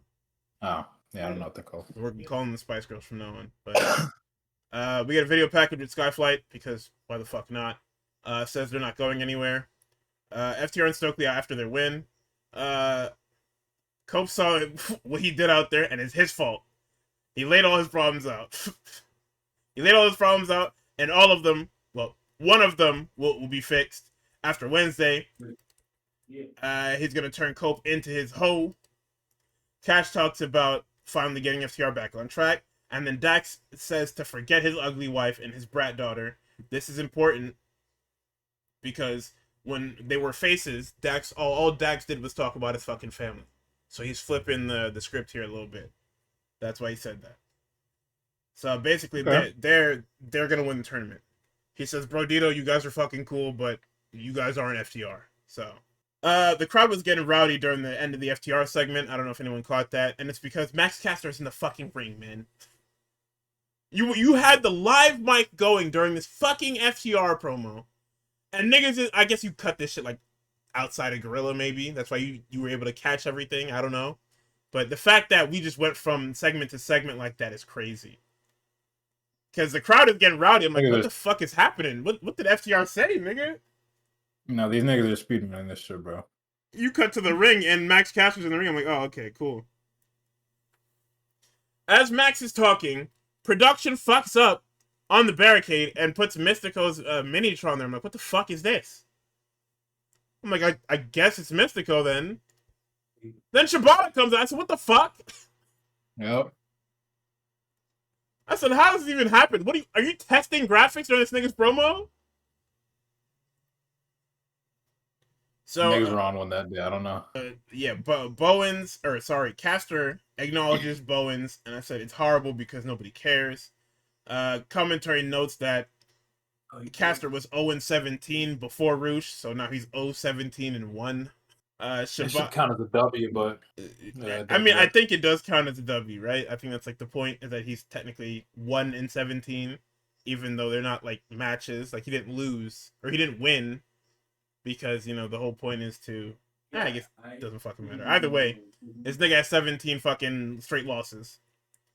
Shibata wins with a penalty kick in 2:08. He offers to shake his hand. They're both jumped by LFI. Jet Speed come out to make the save, and we go straight into the main event. We come back from commercial, and Hangman is making his entrance. He's stomping down to the fucking ring with them damn cowboy boots. And I mean, it's a great trios match. It's nothing. You've seen it before, right? Like this is the thing about trios matches is that you're not really gonna see anything new. You're just going to see the generic AW party match with which isn't bad at all. This is literally 6 hoopers having a fucking great time in a 15-minute TV main event. So if you like that type of stuff, I do. Definitely go out of your way to watch it. Hangman hits the buckshot onto Dralistico for the 3, and then the babyfaces pose. Then the show goes off the air. So I guess we can talk about this TNA thing very quickly. There is a mole. It's not that there's a mole in TNA. It's that TNA is fucking stupid. Because the whole thing was that Scott D'Amore wanted to make TNA like a legitimate alternative. Not even like not like a number 1, number 2 or whatever, but something that you can watch if you want to watch wrestling and you don't want to watch AEW or WWE. I'm not even going to say a number 3 because the way that company was moving, they wanted to be bought by WWE after so long. Like, I can't even call Carlos Silva a mole. I can't even say that there's a mole in there. TNA has been trying to sell the farm for years. Because this company doesn't make money. This company burns money. So it doesn't matter who owns the company. Like, there's a reason why through, 4 to 6 ownership changes or whatever the fuck it is. However many ownership changes are on TNA. It's probably only like 4 realistically. In terms of like big parent companies. Through let's just say 4. Through 4 changes, the business formula has stayed the same and the money has stayed the same. There's a reason for that. These niggas are trying to offload this fucking company. There doesn't need to be a mold. They don't need to make mistakes. They're going to do it to themselves. Especially now, where they're at a point where they can absolutely sell to WWE. The problem comes, the reason why people are saying that they're trying to fuck up TNA so they can get it for pennies on the dollar is because holy shit, I just lost my train of thought. Jesus. Oh, it's because they're trying to get an actual return. I assume that whoever's trying to sell TNA is trying to get an actual return on it when it's not like humanly possible. So they think that by doing this WWE thing and by having WWE guys shit all over TNA talent, that they're gonna depreciate the company enough to sell it for pennies on dollars. I think what's gonna do that is whoever that owns TNA now getting tired of having the fucking brand. I can't say that it's an inside job other than or more so that this company has always been incompetent. The niggas in charge of this company have been incompetent since Jeff Jarrett started this fucking promotion. Since them damn Jarrett started this fucking promotion, they have been incompetent. They've always tried to combat WWE without doing the groundwork first. TNA has never had money.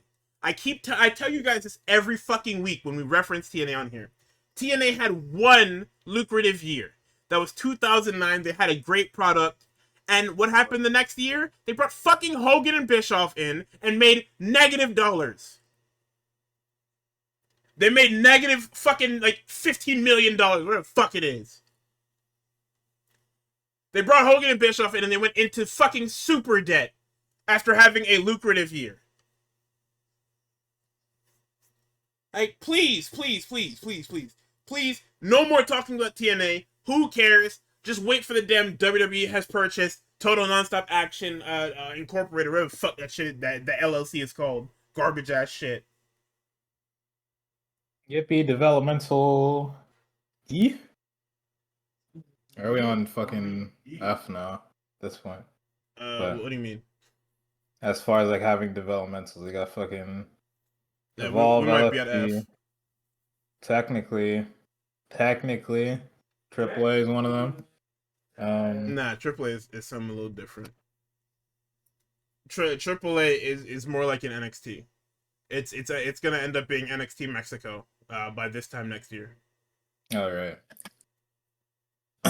So yeah, probably fucking F or some shit. I don't know, but yeah, there were reports that they were trying to use TNA as part of this quote unquote full court press that they're also doing with the like all this counter programming shit that they're doing to AEW, and like I don't know if they're watching their own product. I don't know if They're not. they're watching the fan reactions. People are not watching TNA. The only people that are watching TNA are like the wrestling insider slash Niggas that news are trying to get an Twitters. edge in wrestling reporting by watching TNA. And there's nothing wrong with watching Yeah, TNA. I'm not saying that TNA is a bad product. I'm saying that the current iteration of TNA is a bad product because it is quite literally just subservient to WWE. The TNA people on the show don't actually matter. Your TNA World Champion is a nigga that wrestles on Tuesdays. like this time last year, they had some hitters. They had Jordan Grace. They had fucking Speedball. However, now They had fucking Josh Alex. Well, they had the end of Josh Alexander. at the end of Josh Alexander, like you had some hitters. You don't have shit anymore. Well, I don't even want to say you don't have shit anymore because I'm not gonna pretend like I watch that shit.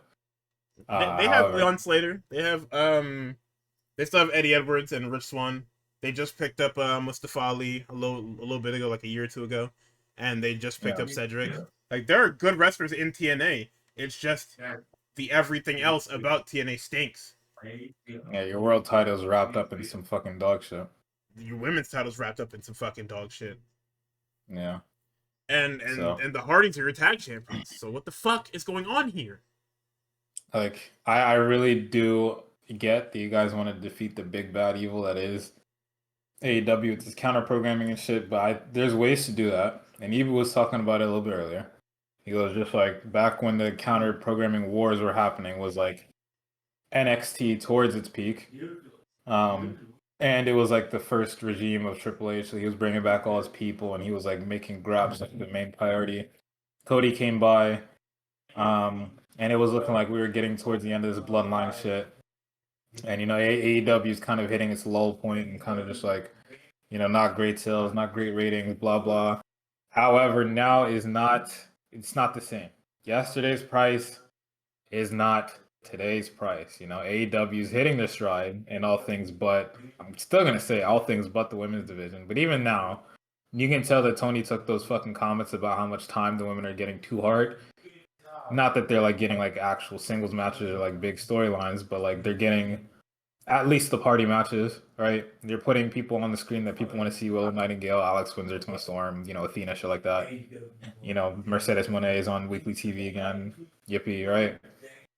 And like the rest of the company, the men's division is firing on all cylinders.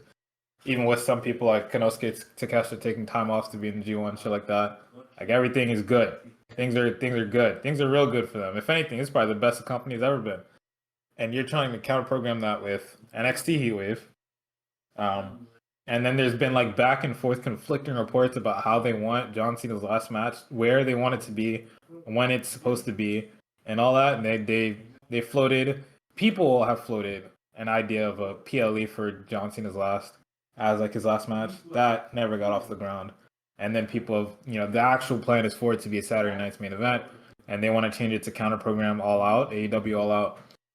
That's not going anywhere because Peacock is like, hey, not only do we have NFL stuff, we also have NBA stuff, right? Like heavy on the NBA shit. We cannot just drop everything because you guys want to be petty towards another business, right? Leave that to us. All right, we'll pit the NFL and the NBA against each other. You keep that wrestling shit, all that baby shit. You keep that over there, all right? We're not your little niggas, man. World's End, my fault. World's End. We're not your We're little not niggas. your all that big homie shit is for little niggas. We're not your little niggas, man. Little niggas have big homies. You know. Okay, so So I'm glad that you brought up Heatwave because I want you to hear what's going up against a in theory because it is shaping up to be a pretty good card, but the AEW and New Japan Super card is being counter programmed by Check's notes. Jordan Grace versus Blake Monroe in a singles match, not even a gimmick match, a singles match. Obafemi versus either or nigga he's beaten before, Javon Evans or Trick Williams, depending on who wins on Tuesday. Hank and Tank versus Dark State for the tag titles. JC Jane versus Masha Slamovich and Ash by Elegance, the former Dana Brooke. And then we have a number one contenders match for the NXT Women's Championship.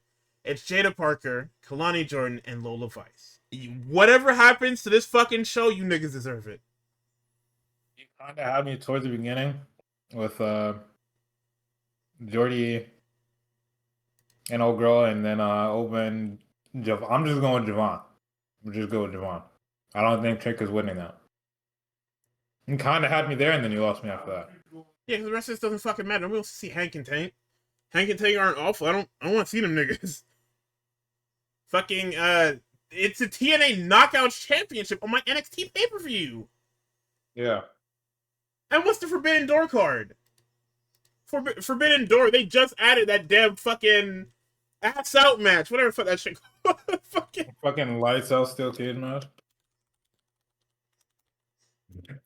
What the fuck? What the fuck do we have on this AEW card, man? Nigga, look at this shit. We got fucking old niggas versus Kip Sabian and Nick Wayne.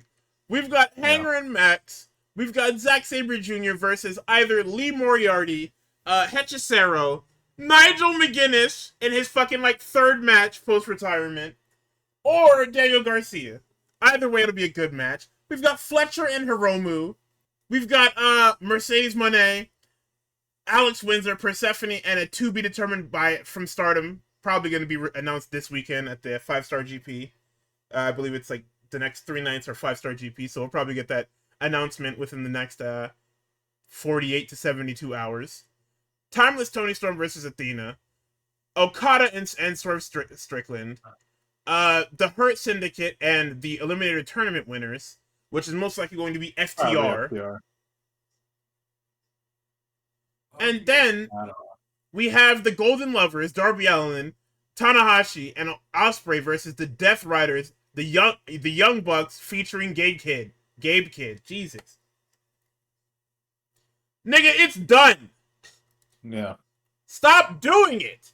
I know what it's there to do. It's there to try and siphon. The point is to siphon viewership. Doesn't matter how big or how little you siphon viewership. But brother, this is fucking ridiculous. These aren't even two comparable cards.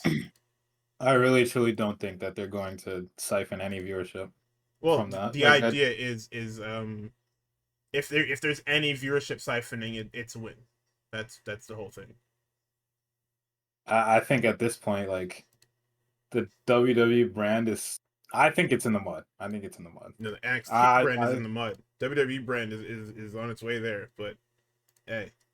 Well, I mean, and if WWE is further low than it was before SummerSlam, I think NXT is even farther lower than that, just by proxy being attached to like the greater WWE brand. I think it has to be viewed. Yeah, I don't know, because like this whole Brock shit, I'm seeing niggas on my For You page watching WWE that have never watched WWE before. Like actually, like it's crazy. Niggas talking about some, I fuck with this Willow Nightingale hoe, and I'm like, huh? Oh, don't do that. Don't do that. Actually, hey. But respectable young woman, don't do that. But it's like, it's niggas, the point is niggas are watching this shit. Niggas are fucking with it. Niggas are fucking with the Darby. I saw another tweet. Yeah, I went to go watch the Darby Allin match that you niggas told me to. I couldn't sleep after. Yeah, because the nigga getting thrown down the fucking stairs, man. I want to watch this shit. The only viewers you think they're siphoning are Fed soldiers. I'm going to be completely honest. Unless it's the Jordy Blake Monroe. I just remember her name. Unless it's Jordy Blake Monroe or Obafemi and Javon, I don't think niggas are going to look away from whatever's happening at Forbidden Door to look over at NXT. I really don't think. I don't think they're fucking. Even the Fed soldiers, I don't think are fucking riding for Hank and take over any of that shit on the Forbidden Door card, right? Especially with Tony fucking cashing in or using his hidden bloodline technique of fucking WWF nostalgia, not WWE, WWF nostalgia, right? He's pulling that card with this fucking Edge and Christian shit, and that might draw Fed soldiers away from NXT. That might be the real siphoning that's fucking happening. This shit is You've fucking never seen a ridiculous. clip of Darby Allin doing it. It's always the coffin drop onto that glass fucking table, man. Yeah, it's Always. the coffin drop to the glass pane. It's the fucking coffin drop into the fucking into the damn dumpster, or whatever the fuck it was. It's him getting thrown down the fucking stairs by Cage in the body bag, Yep. or Moxley throwing him down the stairs. Like it's never him wrestling. It's always him getting some stupid ass shit done to him. Yep. And that's like his thing. So I mean, I can't even. It's working. So Nick Wayne wasn't even born last time me and C teamed on a PPV. It's not for niggas like him. It's for niggas like me that was born a year before them niggas fucking the last time we teamed together. yeah, it's crazy. All right. As far as real onks, you know what I'm saying? You get me? You feel me, guys? Nah, you're hey. This shit not for me, because I didn't ask for Edge and Christian in fucking 2025, nigga. You've seen how Fed soldiers act over absolute dog shit, yeah, but that's main roster dog shit. It's not no fucking Hankin tanking Darkseid, bro. I could ask a Fed soldier right now what they think of Darkseid. They wouldn't give a fuck. They about don't what know who Darkseid Darkseid is. They They don't don't know who who Darkseid is. I'm not watching that They have shit to no stop more. acting like Fed soldiers watch NXT. They don't. They watch NXT through Twitter like most people. They don't actually sit down and watch the show. The niggas don't know what's happening on this fucking show, and I can't blame them because this shit is fucking boring. Yeah, NXT is being sacrificed to AEW, KROSS, New Japan Pro Wrestling. Sacrifice to the blood gods for nothing. He's just making a fucking tribute, regular tribute. And I want to know what the end game of this is. I know it'll take lots of years for me to get there, but it's like AEW is kind of only getting more mainstream. Like Swerve Strickland is breaking into the like larger circle of black people that niggas know. Niggas flicked up with Mark Phillips and fucking and Ben. I'm not going to dox that nigga because I don't think niggas know his last name like that. But like flicking up with Mark, I forget who. Somebody else shouted out Swerve Strickland in an interview. Like Swerve is like he's starting to become one of them ones now, right? And once that gets blown open, like it's only a matter of time before niggas start bringing up Osprey. You know, fucking Kenny will always have his fighting game peeps, but like it's only a matter of time. Even if it's like I'm missing a foot of intestine, Kenny, like Kenny's gonna break out to like the rest of the people too. Like if AEW hits that mainstream. And they've done it a couple times, but like I'm talking about like niggas actually like embrace it fully. I don't want to say it's over, but it's not gonna look. I don't think it's gonna look good for WWE. I know they have tenure in this shit, but like, you know, this nigga Joe is popping for some LA night. LA night. You you get Westside Gun on Joe the phone and tell me, yo, Budden is talking about LA Knight looks like a star. You're bald as fuck, man. Please leave me alone. let Westside Gun take fucking Joe Budden to a goddamn AEW show where fucking the Hurt Syndicate are and watch the crowd pop for that and watch the crowd pop for some fucking Swerve Strickland and see what happens. But yeah. Only interesting thing on NXT right now is Zarka tagging. Yeah, and guess what? Guess where they weren't this Tuesday. But all right, I'm No, getting they ahead of were. myself. You seen them on the show. I sent you the shit. Oh, you sent me the TikTok, but that wasn't on the show. No, I sent you the fucking where is it? Oh, let me find it again. Don't at me with that Hank and Tank shit. My fault. Okay. Anyway, Anyway, Monday Night Raw opens up with a cold open that features Seth Rollins being annoying as fuck again. Naomi is not medically cleared. I'm not even discussing that till we get actual information. We have a CM Punk promo. Fans make it hard for him to be angry, or for him to stay angry. He should be champion, and he should be representing the people, but he's not. Says he's got a Seth Rollins problem. A self-professed visionary who can't see what's in front of him. He can't see he's trying to be CM Punk. He's failing miserably. SummerSlam. He became champion for the first time in 12 years. He chants CM Punk. He appreciates them, but feels like he let everyone down since he's not champion. Apologizes and says he's more obsessed now than ever to be champion. Doesn't hate the game, but he acknowledges his Money in the Bank past. He's used it twice now, but he's won it back-to-back years. cashed in back-to-back years successfully. Acknowledges that he hates Seth Rollins. He's following in his footsteps. He's pretending to be CM Punk. He pretended to be injured to cash in, but he promises that he's going to break both his fucking legs. 9/11. It's a fucking LA night. Let me talk to you in the fucking dog shit promo. They stare at each other. Knight offers a hand. Punk shakes it and gets in his face. Asks if he's got something to say. Let me talk to you into everybody knows he was robbed. He did the job well. Says he deserves to have his rematch. But last week, Punk got him disqualified. Says wrong place, wrong time. Says we don't have a problem, and he'd like to keep it that way. Punk's gonna get his rematch, but after he gets his.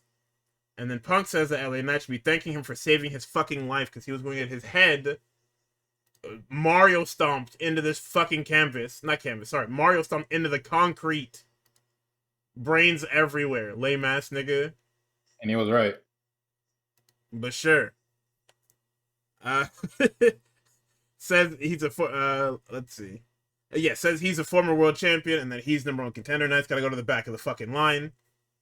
LA Knight says that he wants to say fuck you to CM Punk, but he can't. Because, television. Calls him the best in the world, but says he's not on his level. I was like, hey, what? Hello? Hello? The fuck is happening? Snigger then says he's gonna forget last week so long as Punk doesn't overstep his boundaries. Says he's gonna beat Rollins to become champion, then he's gonna let Punk be his first successful title defense. Punk then says that he's the best in the world, and then Fatso interrupts.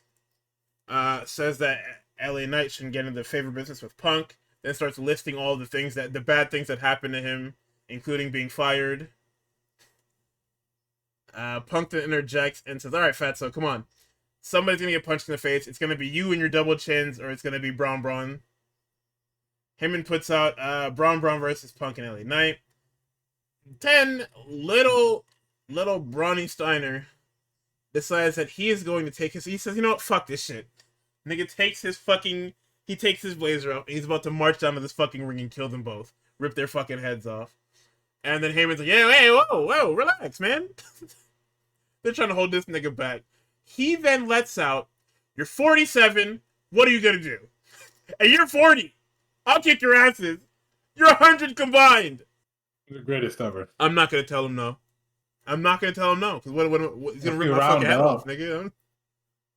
He said you're like 100. You're like 100 combined. No, he did not say like. That nigga said, you are 100 combined. And I said, yep. Hey, who's gonna tell him no? He didn't say like.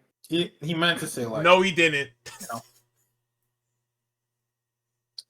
He's gonna, like I said, I'm not gonna say anything because he's gonna rip my fucking head off my shoulders. But he did not say like, and that's okay. So Finn Balor's with the Judgment Day. He's like, hey, he's holding Liv's bat, by the way. I guess this is supposed to be like storytelling. He's holding Liv's bat. He says, hey, girls, you lost, but forget about the haters. Don't listen to what they're saying. Raquel's like, what are they saying? This nigga says, no, sorry, before he can respond, Dom walks up with Grande Americano. Finn's like, yo, what the fuck is it? Can I talk to you? So they walk over. He say, hey, why are you bringing this nigga in here? Meanwhile, in the back, everybody is like looking Grande Americano up and down. Because why the fuck are you in our clubhouse? Says the rest of the group doesn't want Grande Americano in. Dom says, listen, I'm using it for leverage at Triple Mania. We're in the Fatal 4-Way together. Finn says that's a good idea. And then he's like, yeah, you know what, girls? Try and go get your tag titles back. Go do something productive. And then it's just him and JD watching television or something. I don't know what the fuck they do. He's fucking playing 2K, man. Them niggas don't play that fucking game. That shit is for Dominic and Dominic alone. I like that these niggas, like, story has become, instead of just it being a clubhouse full of shitheads, they're just like legitimate title hunters, not like fake title hunters. Like, all their segments are just about like, oh my god, look at how much gold we have. We're successful. Right? Come on. They said we suck. Come on. Yeah, so when Dominic is like, when he flips the script and he's like, yeah, I'm just trying to butter this nigga up for when I fucking betray him at Triple Mania. Finn's actually like, you know what? Hey, you're gonna spin, bro. Go ahead. Good on you, brovy. Good on Even you. though he's gonna get Dom killed crazy style whenever Liv's cleared to fucking wrestle again. Yeah, absolutely. I've been seeing her tweets on the timeline. You know what that means. So next up is AJ Styles, Dragon Lee versus Dominic Mysterio and El Grande Americano. We get what'd you think about this match? Um, I thought it was alright. I'm not gonna lie. I am so disinterested in this fucking El Grande Americano thing, but You telling me? it's a four hoopers. I can't be upset. My flat earther Uncle Alan, hooping with Dragon Lee, who's desperately needed more TV time, and Dominic Mysterio, who I also think is a fucking very good hooper as He's well. awesome, man. He's a worker for sure. Yeah, I'm kind of upset it took him this long to like actually get wrestling time, but I also didn't. Like, I haven't been tapped into his full run. I only kind of got in at the tail end of that Rhea Ripley shit and most of the Liv Morgan stuff. So it was like, he was where he was supposed to be, and that's fucking manager boyfriend. Yeah, I'll give You you a know. quick crash course. Debuted in 2020, tagged with his dad, and then they fought Seth Rollins for a little bit because Seth Rollins took Rey Mysterio's eye in WWE canon, and he got it back later. It's kind of like Thor in what the fuck's that shit called? Endgame. Just popped the eye Yeah. back in, and it was like all good. And kind of like that. Then they start feuding with the Judgment Day, and Rhea Ripley finally seduces this nigga to the dark side, and then he betrays his dad, and then that runs its course. Then we get to the Liv Morgan stuff, and now you're caught up. Okay. And you didn't really, the only thing you really missed was babyface Dominic wrestling with his fucking dad with his shitty little short hair. Yeah, and I can pretty much imagine what that shit was. So, um, yeah, I'm very glad they're letting that nigga wrestle because as we've seen, that nigga can go. I'm not planning to watch Triple Mania. I I mean, am. probably should, but I'm not gonna watch that shit. But I'll probably, tune in for the fucking Dominic match. I will pop in and give y'all the cliff notes of the Triple Mania on Graps next week. Um, Oh, yeah, I there's a mean, spot in here where, well, not an actual spot in the match. So they had just come back from commercial, and then the lower third for them going to commercial comes back. I said, "Hey, what the fuck? Then we just come back from commercial." It disappears. They don't go to commercial. About 30 seconds later, they put up the WWE shop lower third. I said, "Holy shit! Somebody's getting fired." yeah, Both shows are absolutely just fucking ridiculous. That production truck needs to we need to start running tighter production ships. What the fuck is going on in here? across both companies. What the fuck? I mean, this is very much a means to an end tag match, right? You're building Triple Yeah, Mania because three of these guys are in it. You're building AJ and Dominic for whenever the something. fuck. And you're forwarding Dragon Lee and El Grande Americano. So this is actually an important match, but it's very much means to an end half speed. There was a spot here where AJ ran Dominic into this fucking cameraman and then dumped them both into the timekeeper's area. What the fuck happened? I gotta find that shit. I think I'm coming up on the fucking rewind now. I absolutely need to see that. Bro, they got outside and they bulldozed this fucking guy. So, holy shit. Because the way he's bent over into the timekeeper's area, they murdered him. They crushed this fucking guy. I really hope they cut to that nigga's feet because that'd be They very didn't. funny to watch. Fuck. They didn't because they cut to ringside and that guy's literally just fucking folded. It's absolutely fucking ridiculous. We also Dominic puts his. Oh yes. we also Oh my god. we also got some Ludwig Kaiser chants that he reacts to. We get some Chad Gable chants. Oh man. Yeah, this crowd was fun. Fucking Quebec City. The fuck up. I mean, hey man, if it's not America, they're doing pretty good out there. Is what the rule of thumb seems to be. So I saw that because who was it? It was Austin Creed that tweeted out that like North American crowds know one chant, or they get one European chant and run that shit into the ground. And I understand he's doing heel work, but like no, he's just right. he's also correct. Them niggas have I think they still use it in AEW for Tony Storm, but like the fucking one cadence of like fucking Cody Rhodes Yeah, and they that did. shit and Dirty Dumb. Like we gotta let that shit go. I'm sorry, guys. If we should have stole anything, it should have been the fucking. I know that shit was super duper French, but the fucking the fucking AJ Styles phenomenal song that they were doing in France. Nah, we gotta bust that out a couple times a year Yeah, in me, we're North going back, America. so they're probably gonna put that Go on Clash, if it's not I already on doubt that. Clash. I don't think he's gonna. I would hope he makes it to Clash somehow. I don't think they're gonna put him on there. I mean, Chad it's Gable a chance, card. but no, we want Cross chance. They don't give a fuck about no Ew, fucking nigga, what Cross. is this fucking Roman Reigns shit? Oh yeah, he's fighting fucking Bronson Reed, right? I don't know, but the poster is disgusting. Yeah, it's very ugly. It's probably all AI, but I mean, I if, know we have 2 shows in between now and Clash, but three matches for this card is kind of crazy so far. I feel like we should but know, it's what? especially when one of them is in jeopardy. It's Steph versus somebody. It's Steph versus whoever is gonna fill in for this damn interim women's world championship. So it is. My demon comes home and she takes that shit back. Oh my God, Liv Morgan! We got John Cena and Logan Paul in a fucking no gimmicks match. We've got the 4-way Oh, we got for the 4. World Heavyweight Championship. And then fuck Roman Braun, right? That's not announced yet. That's speculation. Oh, well. Yeah. Yeah, we've got That's nothing not good. planned for this fucking Paris show, and it's kind of scary, just a little bit. Any other women matches you guys want to give me? Io versus Asuka, maybe? No, Maybe. no. How about Sheamus versus Rusev? How We about could that? rehire KARRION KROSS if you really want. How about AJ Styles versus anybody? KARRION KROSS. No, we already did that. That match wasn't good either. We could like put him on a 1-day for you. No, that match wasn't good. We don't need that. Yeah. Special attraction match. Oh, I know. Carmelo Hayes versus. How about AJ Styles? I think We're gonna that'd fucking be pretty fire good, Carmelo as you keep asking, nigga. right? I mean, they didn't finish their first match on SmackDown, so it would only make sense You keep if they asking for actually this shit. We're gonna fucking fire this guy, they nigga. finished Carmelo's story in Paris. Oh Yeah, my him God. and the Miz are gonna fight AJ Styles. Hello. So next match. Actually, next segment. What is it? It's Oh fucking yeah. The heel Dom team won loads the with the fucking loaded mask. mask. Yeah. Yeah. And then we get Principal Pierce is in his office. Sami Zayn walks in. He says it. He says, "Hey, you give me a shot at that fucking title, man."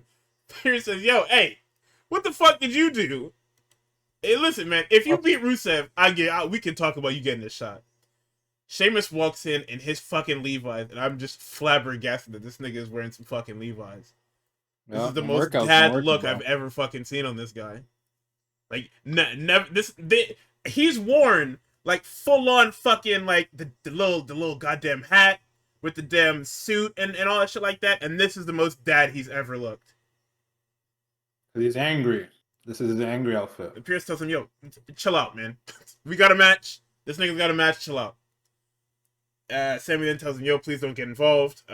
After I beat this nigga, then you can get involved with him." Please, Speed, I need this. He says, "Yeah, all right, bet, dope." Io walks up to Pierce after the commercial and says, "So, I was supposed to have this match. This sucks. What am I supposed to fucking do?" Roxanne and Raquel walk up. They say, "Hey, I mean, you should be glad, you won't be able to lose another world title match."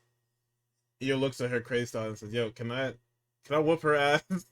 Pierce said, "Hey, by all means, go off, goat."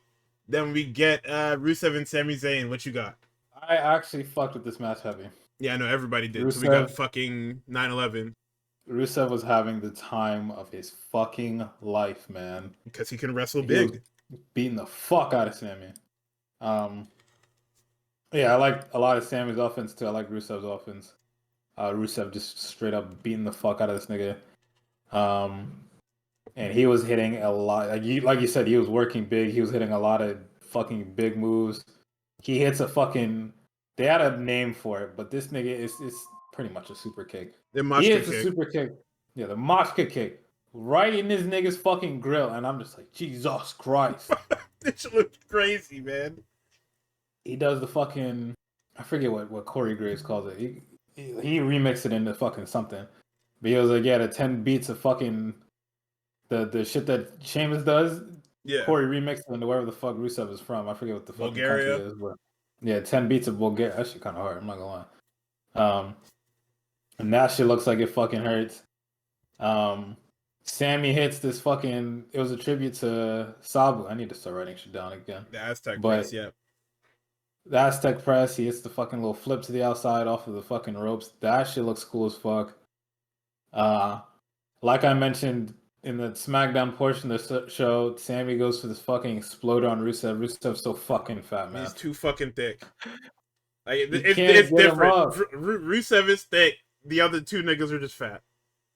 Yeah. I think it was this match. Sammy tries to go for a Blue Thunder and kind of gets it. It don't look too good because this nigga's so fucking thick, man. He's too big. But like literally after every suplex, after every big hit, this nigga Rusev is fucking walking around taunting the crowd. Stomping And around. every time I look at Rusev, I just think of Soul, man. No wonder Soul likes this nigga so much. Because that is how Soul be walking around. Same brand of shithead, man. Fuck. Oh my god. But no, this is what people that were excited about Rusev coming back. I see it now. I see it. I get it. He's a fucking gem, man. He's awesome. I'm sad the AEW stuff didn't work out, but you gotta do business, brother. That's just what it is. You niggas gotta do business. Y'all can't keep big leaguing people, man. Yeah. No, this was great, and I was very much invested, and I was like, excited to see Sami Zayn fucking complete his babyface power up phase and fucking kick this nigga in the next week. And lo and fucking behold, what do I get to end the match that I very much enjoy? Dog shit. It's not this fucking whatever this big ass submission hold that this nigga Rusev was trying to put Sammy in. It's not Accolade. Yeah, it's not the Accolade. It's fucking. It's like the hardest name for a submission move. That shit is fucking beautiful. That nigga's presentation has been fire for years. It's just a nigga that never gets pushed. It's fucking Tonga Loa first. It's Tonga. And you know what? Actually, before we move on to fuck MFT, I hate to harp on this Lesnar shit. However, and I don't know if Cena and fucking Rusev have any history, but if you wanted a big threaten John Cena, like during the last legs of his fucking WWE career, I feel like of all niggas on the roster right now, Rusev is probably the best fucking option. What? What was that? To put, like, if of any superstar to put in this, hey, if I get in the ring with this guy, he's gonna fucking kill me. Yeah, no, that's what he is. And it's awesome. I don't know why they didn't put Rusev up against fucking John then. I know why. But because if you wanted... They're not looking for that. Sorry. That and a good match, you could put Rusev right there. I know he's also wrapped up in Sheamus shit, and you kind of don't want to go too fast, but like you're already rushed. Like you're ready for this Brock shit to be out the window, or the company is ready for this Brock shit to be out the window. You niggas are speedrunning the shit. Nigga, we thought that shit was gonna be. We thought this shit was gonna be a Survivor Series. Now they're putting that shit fucking at a random something in September. I don't even know where they're gonna run that shit. Also, speaking of Brock Lesnar very shortly, they totally didn't pull the trigger because they got fucking backlash. And he got his feelings hurt again. Good. Bitch. Sorry. Well, actually, I'm not sorry. Fuck you, nigga. nigga totally got his fucking feelings hurt, man. Yo, also, real quick. Bully Ray saying that the fans were ready for... Please. No, I gotta do it because I'm pissed off. No, man, please. I hate this little nigga, man. Please. What is he talking about? He doesn't know what he's talking about. This is Maybe the most consistent, doesn't know what he's talking about ass nigga ever. Maybe he got CT. Maybe he has fucking his head trauma. Because what the fuck are you talking about? Nah, if you brought Vince back, niggas would pop. Yes, said that... niggas would pop. Yes, they would. Because people have no shame. But it's also a 9/11. I don't know. Saying this like 2 days after Vince bashed WWE's creative is so. Yeah. Vince went on that fucking Dead Guys documentary. He was looking real cool. He was looking real ghoulish. He was looking real close to the end, by the way. And he went up there and said he felt bad that the dead guy got booed at his last appearance. His last appearance on WWE has been stamped forever. A memes in them buried this nigga. He'll never get fucking irreparably damaged. There is now a stain on that nigga's legacy, thanks to the great city of the Angels, Los Angeles, California. All right, Vince was upset. He was like, "Oh my god, I can't believe they did this. They did that to him." Blah blah blah. And then he was like, "I'm upset I couldn't be at the 10-bell salute." And it's like, nigga, go fuck yourself. All right. Nobody wants you anywhere near this shit. And I'm not gonna hold. If you do show up, if the niggas decide to bring you back, this will actually be like the craziest corner that 99.99% of the locker room. All right, maybe 99, maybe not 99.99, probably like 97 or 95. Right, 95% of locker will be pushed to if you actually show up because nobody wants you there. Like genuinely, even the niggas that worked with you, that just worked with you, not even like 2-3 years ago, do not want you there. Because they have genuine hope in this new regime, whereas with you, it was fucking over. It was bleak. Niggas hated coming to work. It was son. Actually, I forgot when I said this or what Graps episode it was, but it was to the point where these niggas was leaking WWE creative 6 months in advance. Oh yeah, oh yeah. Fucking Dave Dave was. Oh my god, that nigga was eating off of you. What? Son, this shit used to be so bad, bro. Dirt sheets had everything, and then it's just like, oh well, you see the dirt sheets are getting it wrong. No, they're getting it wrong because this nigga changes his script every fucking week. Niggas will decide on TV, and then 30 minutes before TV goes on the air, it's a whole brand new fucking 30-page script. Yep. Niggas walking into Gorilla, ripping the script up, talking about we're doing something different. Why? We just spent a whole weekend working on TV. Nah. I had an idea for something like this, and this is like, alright, go fuck yourself. So Bully Ray being like, yeah, we should bring him back. Just fuck off, man. I don't know what else to say. Just fuck off. Oh, I just want you to know hopefully that canonically, like in real life, Bully Ray or Triple H thinks that nigga is stupid as fuck. Hates that. He thinks Bully Ray stupid or Vince? Bully Ray stupid as fuck. Hates that guy. Oh yeah. Yeah, it makes sense. So fucking funny. One of his least favorite people in the world is Bully Ray. The other one is Goldberg. Yeah, no wonder he did that to that nigga on fucking Saturday night's main event. The fuck? Fuck. I feel like I had another point, but yeah, no. Vince is dead soon. Hopefully, I hope he does. I hope if Vince dies, you know, the Fed. All right, whatever. You can do a 10-bell. Whatever, who cares? Tony Khan, you have no reason. I better not hear shit. Y'all better do it exactly like how y'all did Hogan. Yeah, he's dead. And next. You have no reason to prop that man up. I don't need to know he's dead on AEW television either. What the fuck does that guy have to do with AEW? Without him, like, Tony Khan wouldn't be a wrestling fan. Yeah, in the most positive way, meaning that I wouldn't have watched his shows, thought it was dog shit, and I wouldn't have made this. So stupid, bro. Fuck yourself. But yeah, that's that corner of. I hope this guy dies soon. I guess. How we get on the topic of fucking Bully Ray, man. I just randomly selected to talk about that nigga, but. Tongaloa interrupts the Sami Zayn Rusev match that was very good because Solo Sikoa and the MFT and the Bloodline ruin everything that I love. Right? Told niggas. They get thrown out. You know, WWE creative isn't even like pushing them out. They're just fucking pointing their finger. Hey, you better get out of here. You better get out of here. Principal Priest doesn't want you here. And it's to the point where this is where the Principal Pierce propaganda actually picks up steam because. No, it's egregious, yo. So we come back from commercial. The principal is fucking steaming red. He's screaming into this phone. Nigga is berating all this on live unsyndicated television. telling him, you ain't got no control over your show. Why your niggas on my show? I said, holy. Yeah. Fucking as Solo's leaving, he's yelling, SmackDown's better. Like, alright, bro. Yeah, because y'all niggas do whatever y'all want. And fucking Yep. all this on dude shit. No repercussions, no getting you thrown out of the building, no nothing, bro. This shit is fucking Jesus crazy, Christ. man. All this Fucking is so pressed. The New Day walk up and he said, you motherfuckers better have a good fucking reason to be walking up to me. Because I don't want to talk to any of you niggas right now. They said, what about these? I don't give a fuck about your sombrero, man. What do you niggas want? I said, damn. Says, you know what?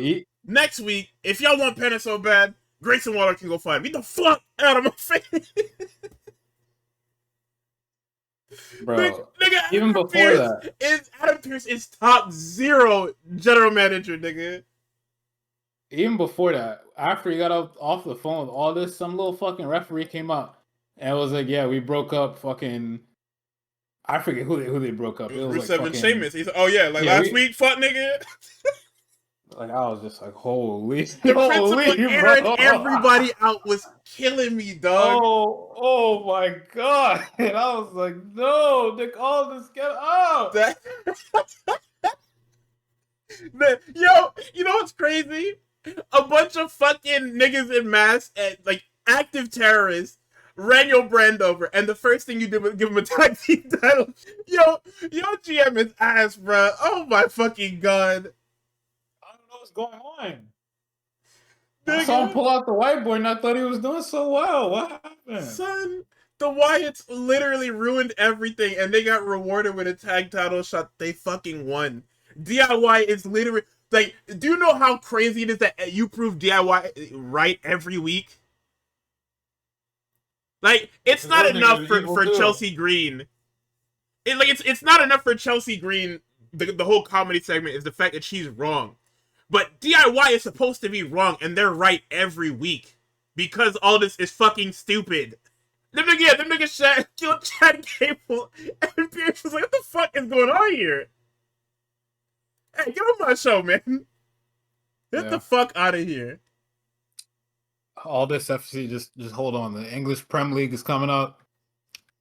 He's gonna, he'll be back in his happy place. He'll, you know what I'm saying? Better days are on the way. You I don't know what to do anymore. I know, because that nigga Pierce followed that shit up with the Raw recap. And when that's my go. Oh, we're gonna talk about that. My nigga got he heard fucking what's her name say Pobrecito one time. He's like, you know what? I kind of like that, and fucking started shooting on him. Come on now. Like, go ahead. That nigga got culture. Come on now. Anyway, we got a Bronson Reed promo package. He talks about killing Seth again to get put into the group. He says he doesn't want Roman's respect. He says he schoolyard bullied Roman in front of his schoolyard friends. When Roman steps to him, he's going to add this collection. Roman will acknowledge his tribal thief. Fire. Greatest rage baiter of all time. Io's in the tunnel with the Kabuki Warriors. They want to be in Io's corner. She says, no, it's okay. Thank you, though. Hugs her and walks off. They're disgusted with her.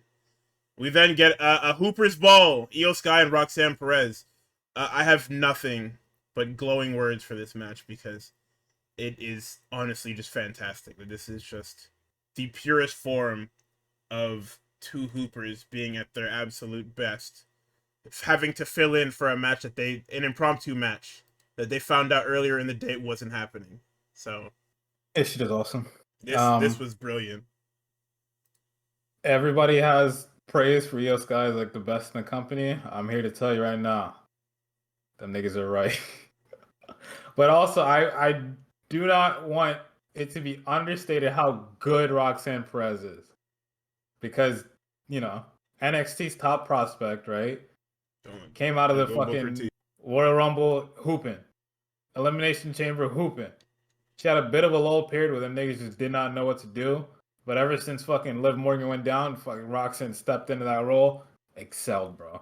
And this match, this is one of my fucking favorite women's matches, probably of the year. Like, straight up. Like, it's unfortunate that, like, everything in this company cannot just be a straight Graps match and it has to be mired in shit because we have storylines to push, but, like, top to bottom, this shit was fucking great. You know what's I think crazy? the only what's up? I would have just taken like a double count out or like a no contest from like a referee stoppage or whatever the fuck it is.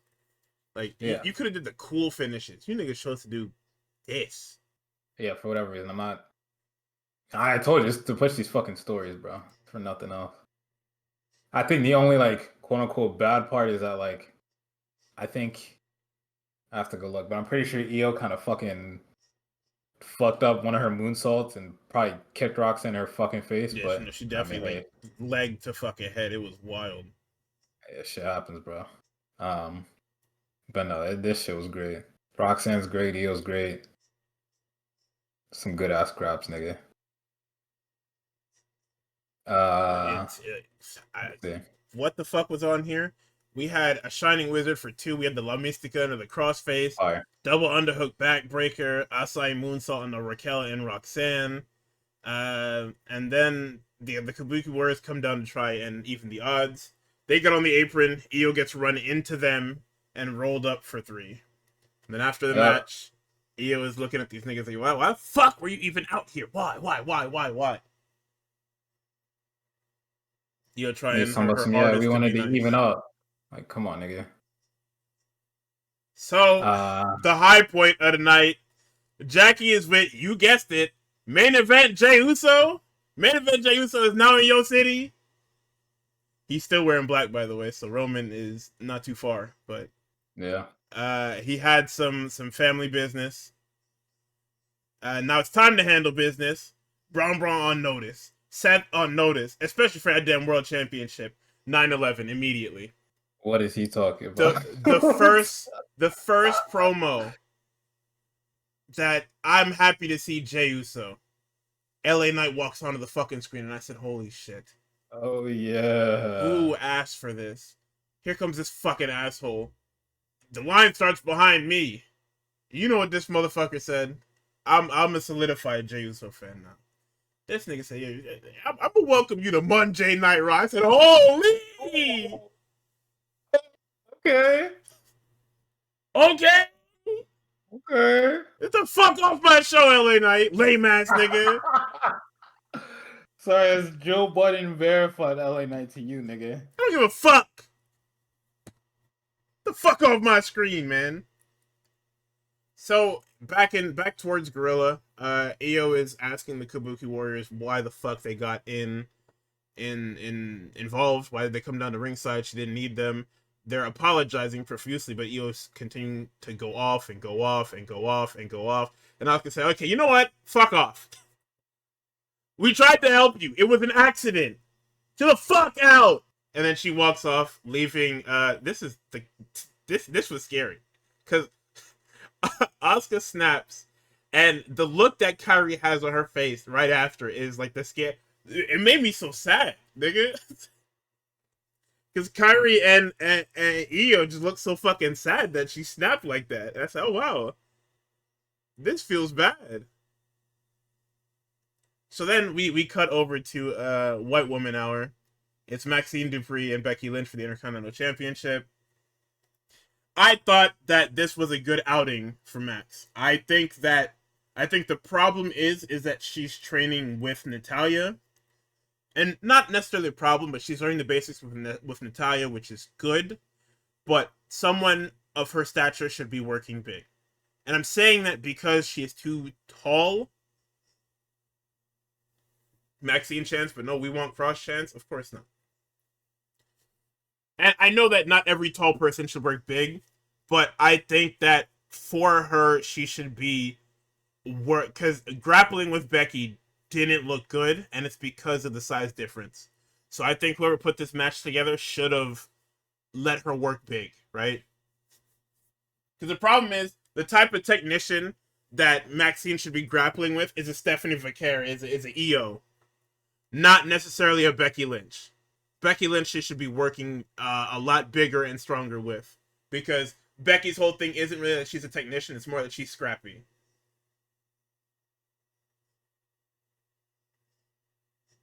So, what do you think about this one, Tux? Thought it was all right. He's so fucking mean. How am I mean, man? Yo, this is like I'm pretty sure this is either my first or second Maxine match ever. Right? Uh and it is with the man Becky Lynch, and she sure is doing the man Becky Lynch thing, right? She's sitting here beating the shit out this nigga. And Maxine gets some shit off. She gets a fucking manhandle slam reversal into a fucking stunner. That was fire. Um and she got something else I really like, but I fucking forgot. She gets the ankle lock too, which I mean is like one of like 4 spots that she actually got into it. And then Becky gets out and then she just does some full random flips, and I'm like, yeah, I'm fucking with it. But it's just I think I would have enjoyed the match if, again, and I know this is probably the wrong company for that, but if they just let her fucking wrestle. Yeah. If they just let her goddamn wrestle, I don't need Becky yelling and screaming and saying "get out of my ring" and then sitting on the ropes and pointing out. Come on! We I tell don't need that stories shit. here, Tux. What fucking? There's no real overarching story with fucking Maxine and Becky. I know the real story is Natalia, but like, fuck, man, damn. Can I? Fuck. Can I get a goddamn match? Can I get one match? One. Oh, the one match I get ends in fucking DQ and then fucking beat down, and Tozawa stands up like, Tozawa, what the fuck you want to do, man? The Yo, fuck out be of here. nice, man. Also, I Fucking brought up when we Tozawa. were watching that Tozawa now has the Asian person curse in WWE, the Asian man curse in WWE. Is that you're a good wrestler, everybody knows you're a good wrestler, but because the nigga in charge doesn't see you as anything but a short Asian nigga, you end up tied to a white woman. Happened with Tajiri, and Tajiri is also like a bona fide hooper, and they stuck him with Tori Wilson for the longest. And now in Tajiri fashion, or even Kenzo Suzuki fashion, he is now just attached to a white woman at the hip. So backstage, Seth is with his kids. I'm hoping that one day Tozawa breaks away, but that's never happening. They're paying that nigga way too much good money to fuck around with the PC and help Do people what? train. Oh, I mean, I guess. I mean, I have to assume that's what people are doing, right? Like, if you're signing the fucking WWE and you don't do anything, I have to assume that they're keeping you around for a reason other than people like the Alpha Babes, because that's not real. It's not even true. I've never seen anybody. Well, actually, it's not true. I've seen probably like one person ever wear that shit, but I don't know. But yeah, Seth is backstage. He's continuing his fucking liar gimmick. He's like, "Oh my god, you guys! Hey, look at y'all! I thought I had an LA Knight problem. I thought I had a CM Punk problem, but CM Punk has an LA Knight problem. LA Knight has a CM Punk problem, and I don't have any problem because both of them niggas have the y'all two problem. You guys did great. Getting the fuck out of this fuck ass city. You guys have a great night. Go do your thing. I'll catch y'all later." And then he leaves. Yeah, I didn't See mention. how he didn't mention Yep. main event Jey Uso? Yeah, because he's afraid of main event Jey Uso. That's why. He fears the He doesn't heat. want. He doesn't want to go 1-on-1 with the guy that took out Gunther. That made Gunther tap out. Yeah, if he locks in that sleeper hold, Seth's actually just fucking dead. It's over. Seth's I gonna need that explode. spot, by the way. I need that fucking in Paris. I need him to lock in that sleeper hold, and for Seth to be on the verge of fucking dying. Oh my god. But like LA Knight hits the fucking BFT on the fucking ref because he can't lose to Jey Uso. It's not happening.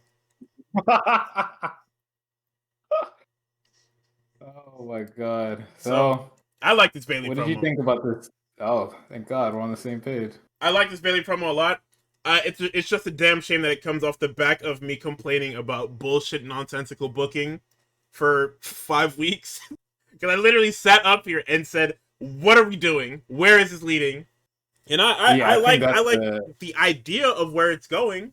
Like I think Bailey does need a cultural reset because after Damage Control broke up, Bailey's gimmick was that she's just old and happy to be here. Not not old in the sense of like physical age, but old in the sense of she's been in this company for 10 plus years and she's just happy to be here. She's an alumni basically. You know, you graduate school and you hang around at all the functions and shit like that, just helping out. That's where Bailey, that's where it feels Bailey is at ever since losing to Io. So to see them try and at least give her a reset, like a small character reset, is good for me. I just hope they stick the landing with it. That's all I can really hope for. I'm glad she's back, but like if they're gonna just make her do bullshit again, I don't know, man. Also, I hate go ahead. I hate to be one of those niggas that fucking gets on Twitter and goes Bailey versus Mercedes Moné, Bailey versus Willow Nightingale, Bailey versus Toni Storm, Bailey versus Alex Windsor. But they don't stick the landing with them. I'm gonna be one of them niggas That, for sure. can I just talk about how this nigga became Alex Windsor pilled in 3 weeks? My hands are up. That's I don't want to say the Toni Storm promo popped me the one time because I swore those off, but that Toni Storm promo they did pop me, and she got a blue thunder bomb in her bag. You know how I feel about that fucking move. All right, it's one of them. I miss Takeshita so much. Bring my demon back, please. He's coming back this weekend. After this weekend, he'll be back. He'll be back in the Callis family, rotting away on Collision, sitting in the back of promos with his shirt off, being the most handsome man in the room. That's gonna be Swerve's first defense, bro. First defense of what, nigga? A fucking unified championship. So Lyra is with Jackie after.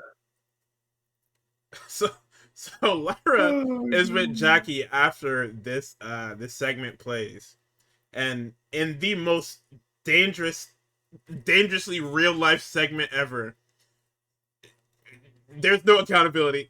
She said, "Nigga, hey, this is not my fault. I didn't do this." Oh yeah, nah, I'm rocking with that. Stand on it, Lyra. That is not your fault. Lyra said, I didn't know about any of this. This couldn't possibly be my fault. You screwed me out of my title, nigga.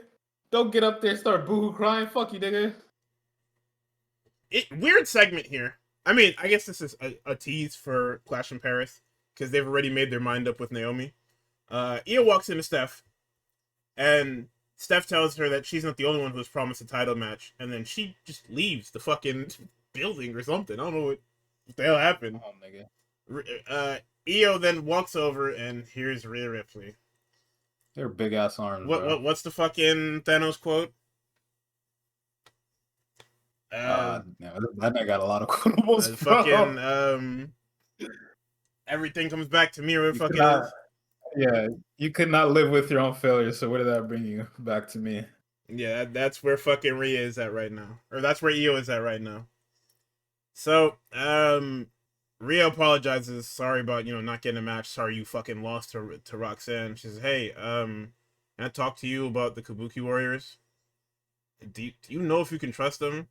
And Io says, "Listen, I know what you're trying to say, and that's not cool. They're my friends." And it's like, I'm just saying, gang, you should probably be very wary of them. Yeah, they didn't even try to hide this Rio versus the Kabuki Warriors thing. They hard teased it even before the Kabuki Warriors were teasing being evil as fuck. So, if that's where we're headed, good Graps. That'll give Charlotte and Alexa somebody to work with for a little bit.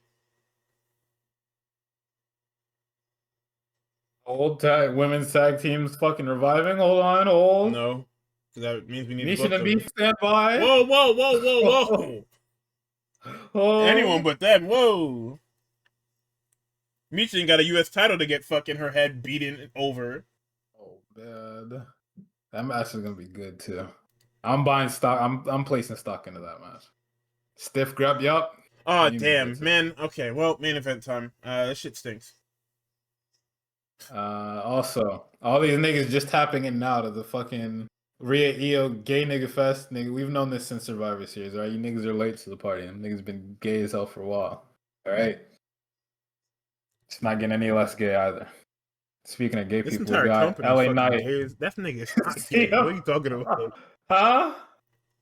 I nigga he be getting a little too close to niggas when they be talking for me to not think that there's something up with that nigga, but hey. My That's hands up. fucking crazy. I hear you though. Uh, and then we get Bronson Reed with all 2 pairs of Roman Reigns' shoes. Yeah, and then Paul Heyman puts some fucking shoes on. Oh my god. So the Jesus entire Christ. front end of this match is CM Punk and LA Knight trying to one up each other because they have like an actual beef now, I guess, because Punk did get him disqualified, but Punk's disqualification, while it was selfish, was also justified because you were quite literally about to get your head stumped crazy style into the fucking. You were about to look like Jim Carrey from The Mask, nigga.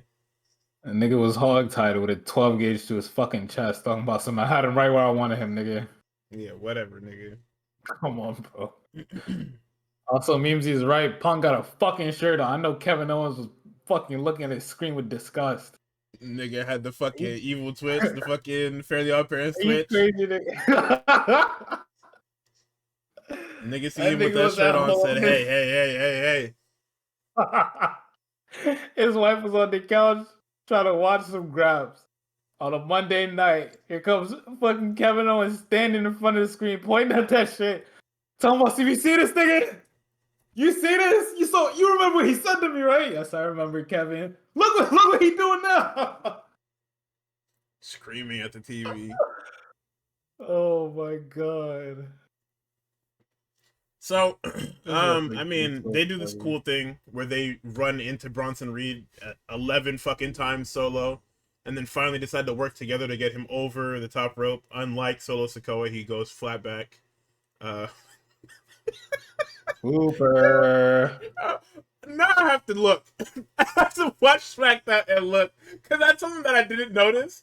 But now that it's been pointed out, I have to look for it. Because that's very funny. I didn't know he's scared of that. That's crazy.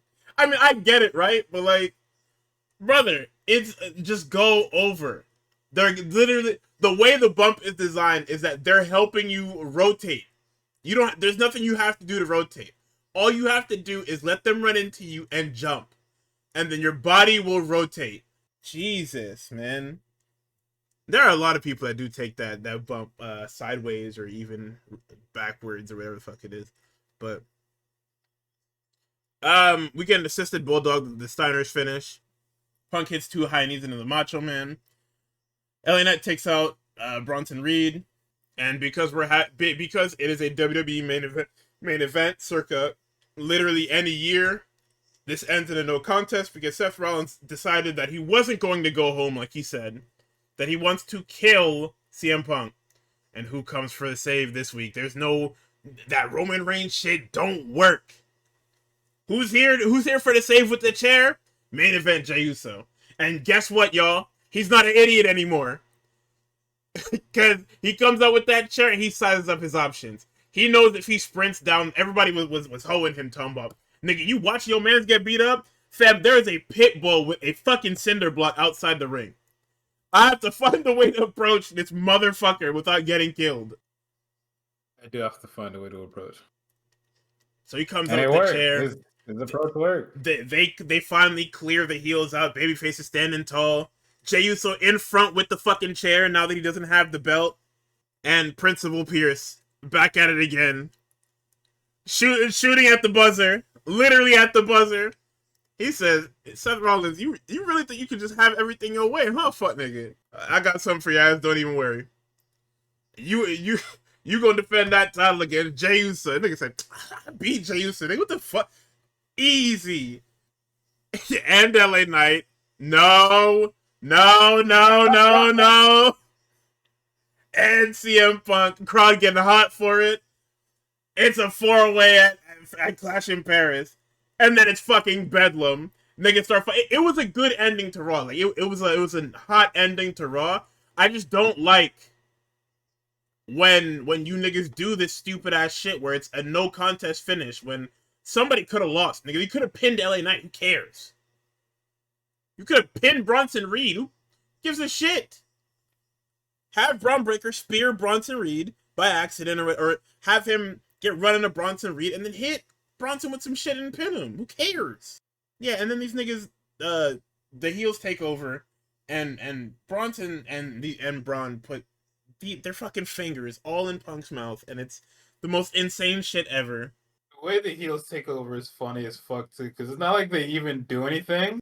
Punk and LA Knight just start fighting. Yeah. And Jay watches them, and he's just like, all right, let's guys. Because he knows what's gonna happen. He sees the niggas beating, and he's just like, yo, please. He just telling me, act your fucking ages. What are you guys doing? And then fucking here comes stupid ass LA Knight to fucking throw Jay off and fucking elbow him. Now guess who gets in the ring? This fucking Pitbull. Like I was trying to, nigga, I had this shit handled before you had to go fuck it all up, man. Now look at us. I told you about LA Knight. See that SmackDown tax? Nah, that guy's just stupid. Don't blame that on all this. That's not that guy's power tax. level is just no. His power level just isn't there. You in an extended feud with Logan Paul, you deserve that, bro. Absolutely.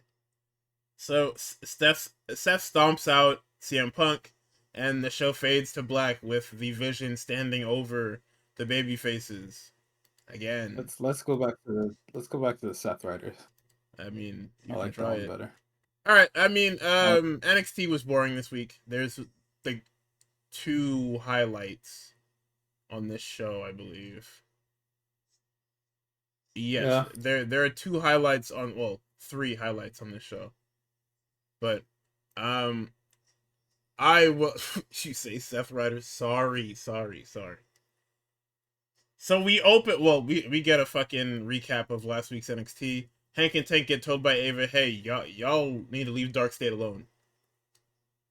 It's NXT and SmackDown with these fucking general managers that have no sense of what the fuck is actually going on their shows. It's honestly impressive.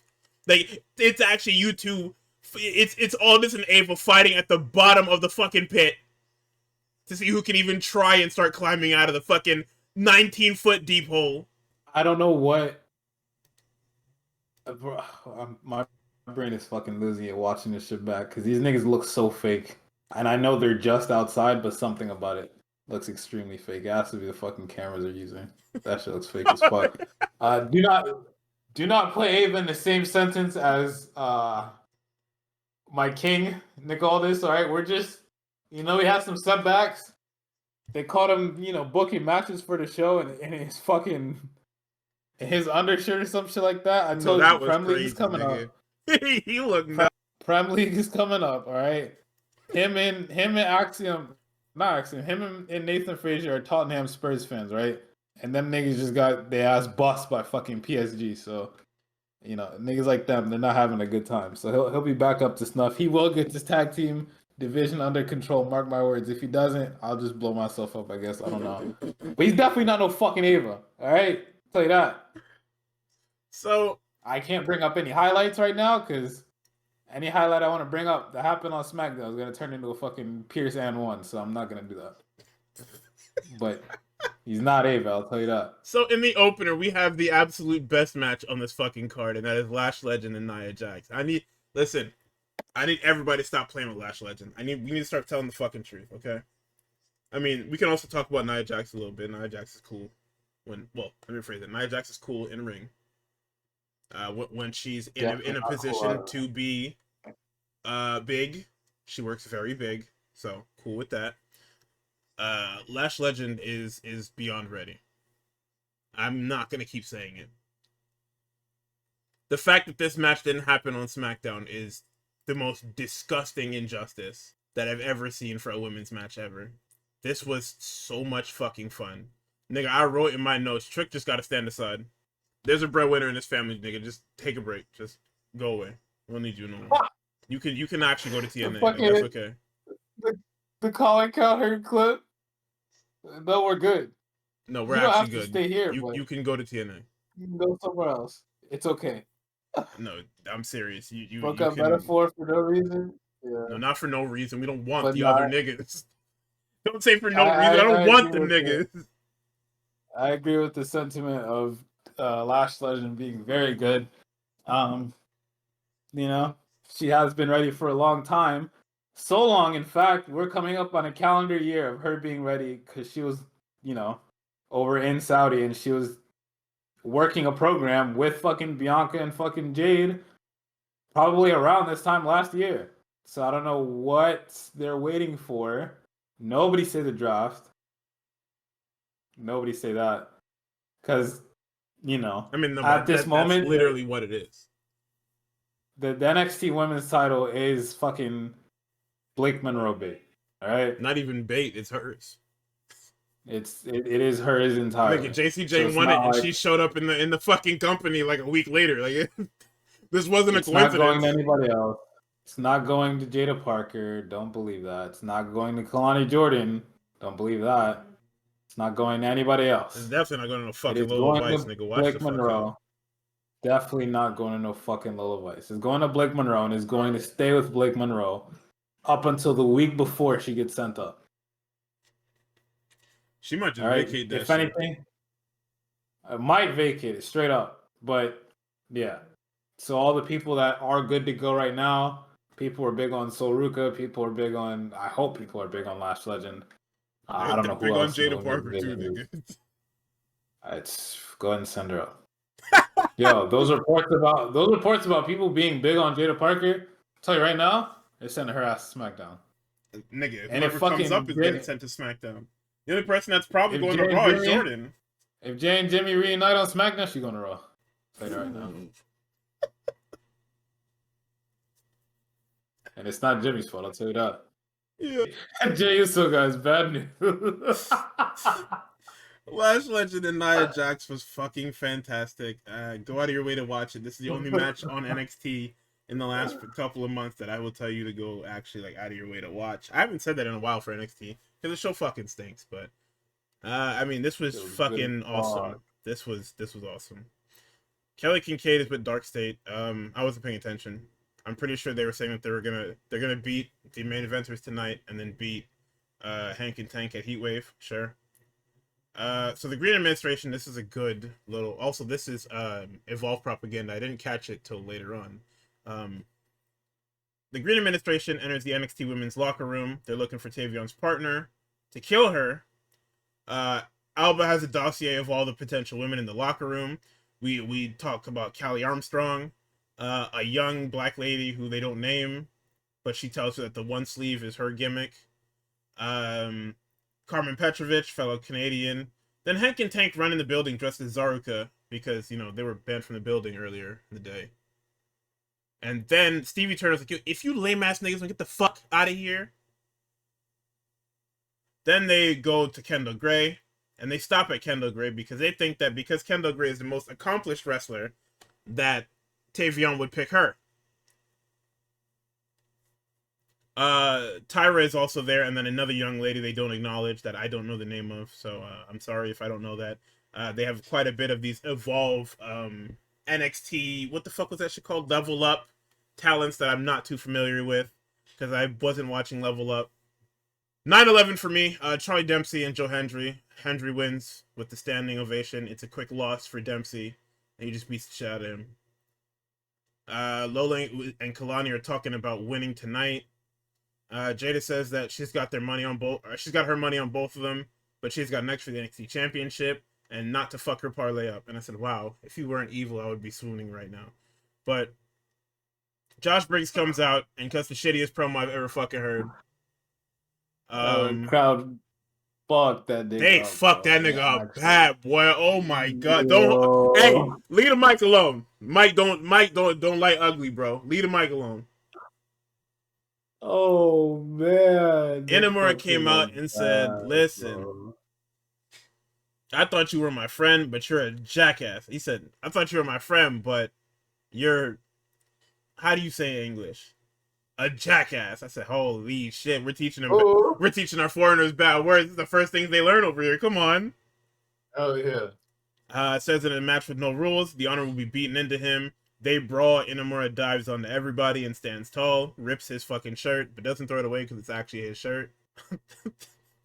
I like that. I like when the foot niggas wear clothes that they like, knowing that they have to like fire up and like tear the shirt off, and it's like, I don't really want to do this. I'll do this like halfway. Carefully take the buns off. You know what I'm saying? This shit is always fucking awesome to me, man. Let's see. Jordan Grace has an interview with Kelly Kincaid. It's a very, very personal interview. She talks about her body journey, her mentality. It's juxtaposed with footage of her in TNA and early TNA and stuff like that. They're level up girls.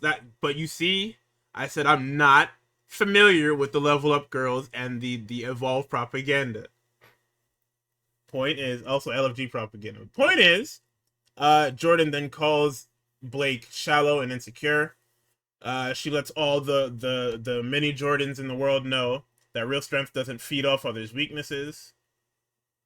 And then at Heatwave, she's gonna break the mold of what a champion looks and acts like. Blake is with Ava, and she says, "Can you believe that dog shit?"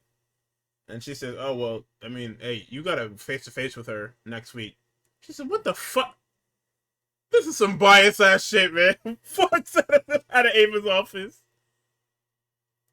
So then we get a recap of JC Jane, Masha Slamovich, and Ash by Elegance for the last couple of weeks on TNA. Blake Howard is with Fatal Influence. They talk about the tag match. Fatal Influence is not okay, by the way. Fallon absolutely hates. JC hates how incompetent Jasmine is. Fallon just hates them both. And Jasmine just thinks that the other two are just lame as fuck. Like, everybody hates each other, but they're not willing to say it because together they're kind of important. And they need each other. For now. Fallon interjects and says that they've beaten both of them. What's left to say? JC's like, damn, nigga, what the fuck? Thanks for interrupting me, lame ass nigga. Then Fallon interrupts her again and is like, yo, she's like, what the fuck are you interrupting me for again? Points to the TV. Masha and Ash are in the building for the tag match later. We cut to commercial. Oh, no, sorry. Before they leave, Lainey Reed wishes the champion good luck tonight. Then we cut to commercial. We cut back. Black Excellence featuring Moose is in the locker room. Oba's giving them the game plan. He says, hey, we don't gotta be friends, but we gotta kill these niggas. We are the alpha males of our species. I said, holy shit. I said, hold. Yeah. Then Hank and Tank come in, and they're dressed as fucking pest control. And Robert Stone's like, can you lame ass niggas get the fuck out of the building? We told you niggas to get the fuck out of here. So, Fatal Influence, this match was nothing. It was Lola Vice highlight reel because Lola Vice is apparently very high on their short list for whatever fucking reason. Fatal Influence miscommunication leads to a back fist by Lola into a moonsault by Kalani for 3 on the JC in specifics. Not bad, but not interesting. The TNA challengers were in the crowd. Okay. Another 9/11 because this show fucking sucks. Jasper Troy, NXT Spotlight, says he can't stand Ricky Saints and that he's been dealing with smug guys like him his whole life. Compares him to a star quarterback because he played football in college. Get it? NIL, football. Hello? Does anyone know I played football?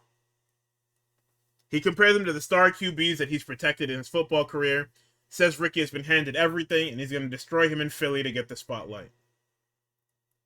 And when he said Ricky has been handed everything, I'm just like, nigga, you won a game show. Yeah. Hello? Hello? You won a game show. You literally skipped the hard parts of wrestling and won a game show. I hate that they're award niggas for fucking... You should get negative points for pulling that bullshit that you did with Punk. The same promo that everybody's been saying since fucking... When did you return? 2021?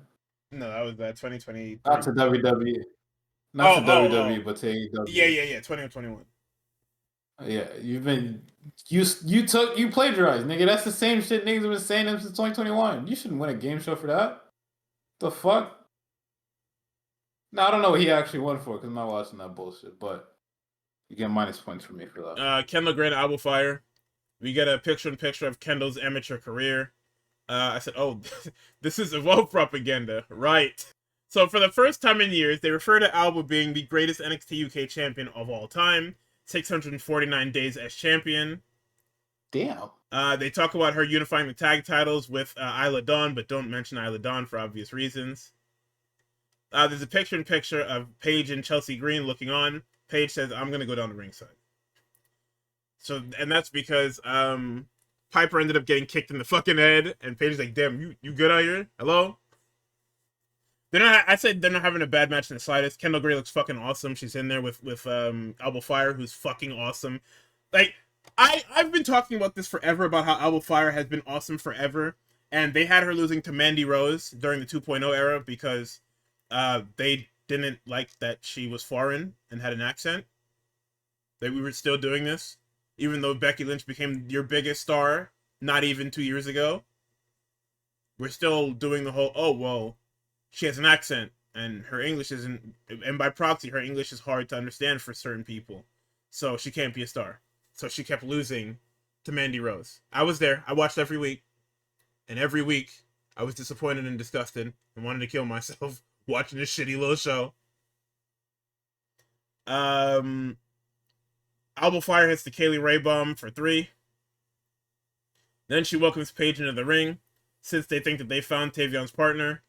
Paige apologizes to Heights for them taking out his pick. Tavion comes on, he's like, yo, no shade to Kendall, but that's not my pick. That nigga said, I thought I would go with an Olympic gold medalist, and this nigga said, holy shit. So Tyra apparates behind these niggas and almost suplexes Ethan Page into the fucking ninth circle of hell. He escapes, he powders. She ends up suplexing the other two. Paige gets thrown back into the ring by Tavion, and then Tyra ends up suplexing him as well. JC walks in or Fatal Influence walks in Ava's office. They're arguing. Ash's concierge is already in there. They said that it is a 3-way for the TNA title at Heatwave, and then in a warm-up match, it's going to be a 6-man tag in Philly. Fatal Influence versus the Elegance brand. I'm not sure that I didn't even know that there was 3 people in that faction. I thought it was like 2. I thought it was a tag team, but whatever. Backstage with Paige and Chelsea. Paige is like, how the fuck did we miss the Olympic gold medalist? How is that even possible? Nigga is stupid as fuck. Nigga did no research. Chelsea was like, okay, yeah, I missed the Olympic gold medalist, but it's literally not my fault. Everybody here is so talented. And Piper's like, yeah, it's kind of the point. Like, actually, everybody's special here, so it's like normal. And she says it in the back, like there's no mic. She doesn't move from the back. Chelsea's like, yo, shut up. Real worker, that one. Awesome. I love them. So they come up with a peace treaty segment because, of course, we need bullshit before Heatwave for next week. In our main event, it is Dark State versus Black Excellence featuring Moose. We get a hot start by Javon, and then they brawl till they return to the corners. And then it's down to Javon Evans and Saquon Sugars, DPW alumni. Then there's an interesting spot here where Moose and Oba throw Trick on top of Dark State. And then Trick is like, hold on. We did that. I took them niggas out. That was actually... He didn't want to get thrown, by the way. Like, they yoked him up by his armpits and hip-tossed him on top of them Dark State niggas. And he was like, hold on. You niggas not too bad. Hold on. So then, they're having a generic 8-man tag. It's every 8-man tag you see on WWE TV. But then we get a random fucking... It's awesome. Or it's awful. Because I forgot who went for this damn leg drop. I think it was damn Cutler James. But Javon rolls the wrong way. And he ends up getting straight fucking thigh on top of his head. And I said, holy shit. Please, God. He says he's okay. He waves him off. I'm like, alright, cool. Whatever. Then, there's a bunch of... When we get to the end of the match here, it's a really, really good fight to the finish. Dark State sets up Javon for their little super bomb. Oba and Moose save him, and then they throw him back into Dark State, and he hits a double stunner. Or double cutter, or stunner, yes sir. Yeah, that shit was awesome. Trick lines them niggas. Oba accidentally runs over Javon. Moose accidentally spears Oba. And then Javon is left with Dark State. Trick says, I don't know about this one. It is 4v2. You're okay, little bro. And he leaves Javon to get super bombed for 3. And then as soon as the bell rings, No, I left him in there. Hank and Tank storm the fucking arena and run in there to get their asses beat to shit. Fucking Hank and Tank. But you know why, Trick got up there and then got off. It wasn't because he was scared. I'm listening. He's a leader, nigga. All right? It's He quite knew the literally whole because he's time. pussy. He knew the whole time what was about to happen. He was like, They've yes, jumped him. They've jumped him. It doesn't work. It's a diversion, bro. It's only happened one time. That's to keep up appearances. This one, Trick slipped up. He slipped up. He should have fake got in there and got killed so we could actually put this shit to bed. He didn't. No, it's both. It's definitely the number one Hard. contenders match, but it's also because that guy's pussy as shit. And he's evil. I mean, yeah, he's evil, but he's not with them niggas. And if they put them together now, it's ass. I mean, it was always gonna be us. Alright, so it is main event time. We are here at Dynamite. I didn't get to watch all of this because I've been busy today. I told you I had a very, very engaging day today. I did end up watching the MJF segment because it's my favorite type. It's my favorite archetype of MJF segment where he's not having any fun. So they're face to face. Max projects. He calls Hanger the hero, and he calls himself the antagonist. If the fans wrote it, he says he's gonna break Hanger, and that sets him off. Hanger walks over. He walks him down, knocks the mic out of his hand, and calls him a B-list incel. And then he reminds him that Seabiscuit was a winner.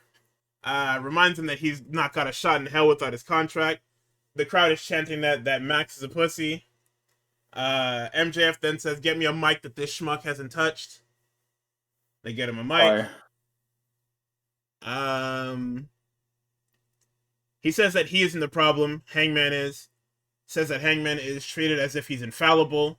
He once again brings up his past for that he was being, or he wants to. Max brings up the fact that he was bullied as a child for being Jewish.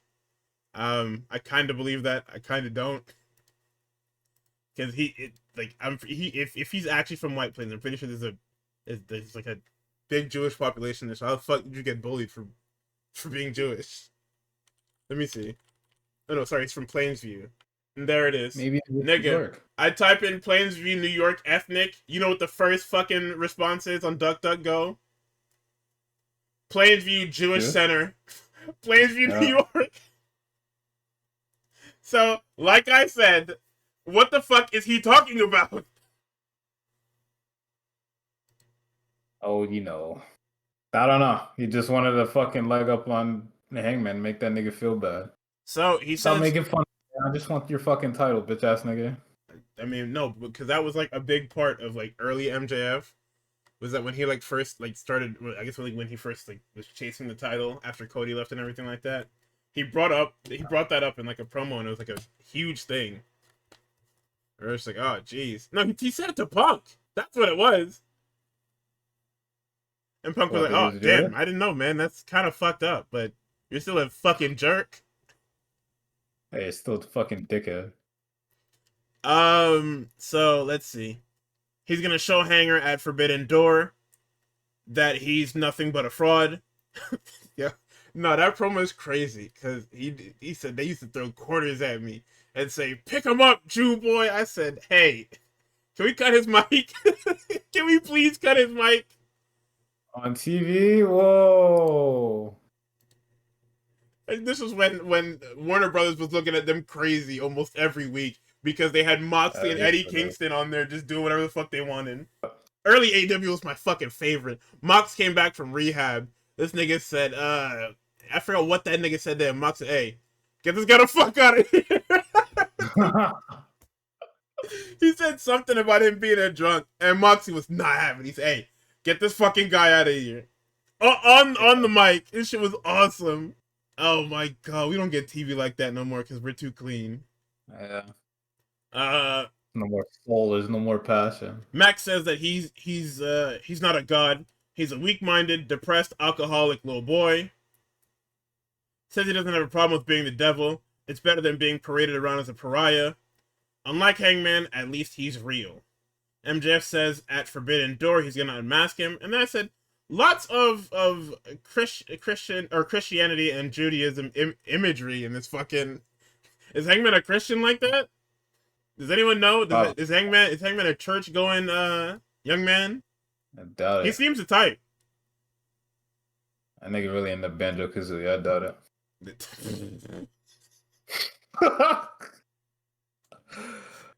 Oh my So, god, bro. where the fuck do I even go from? Shut up, man.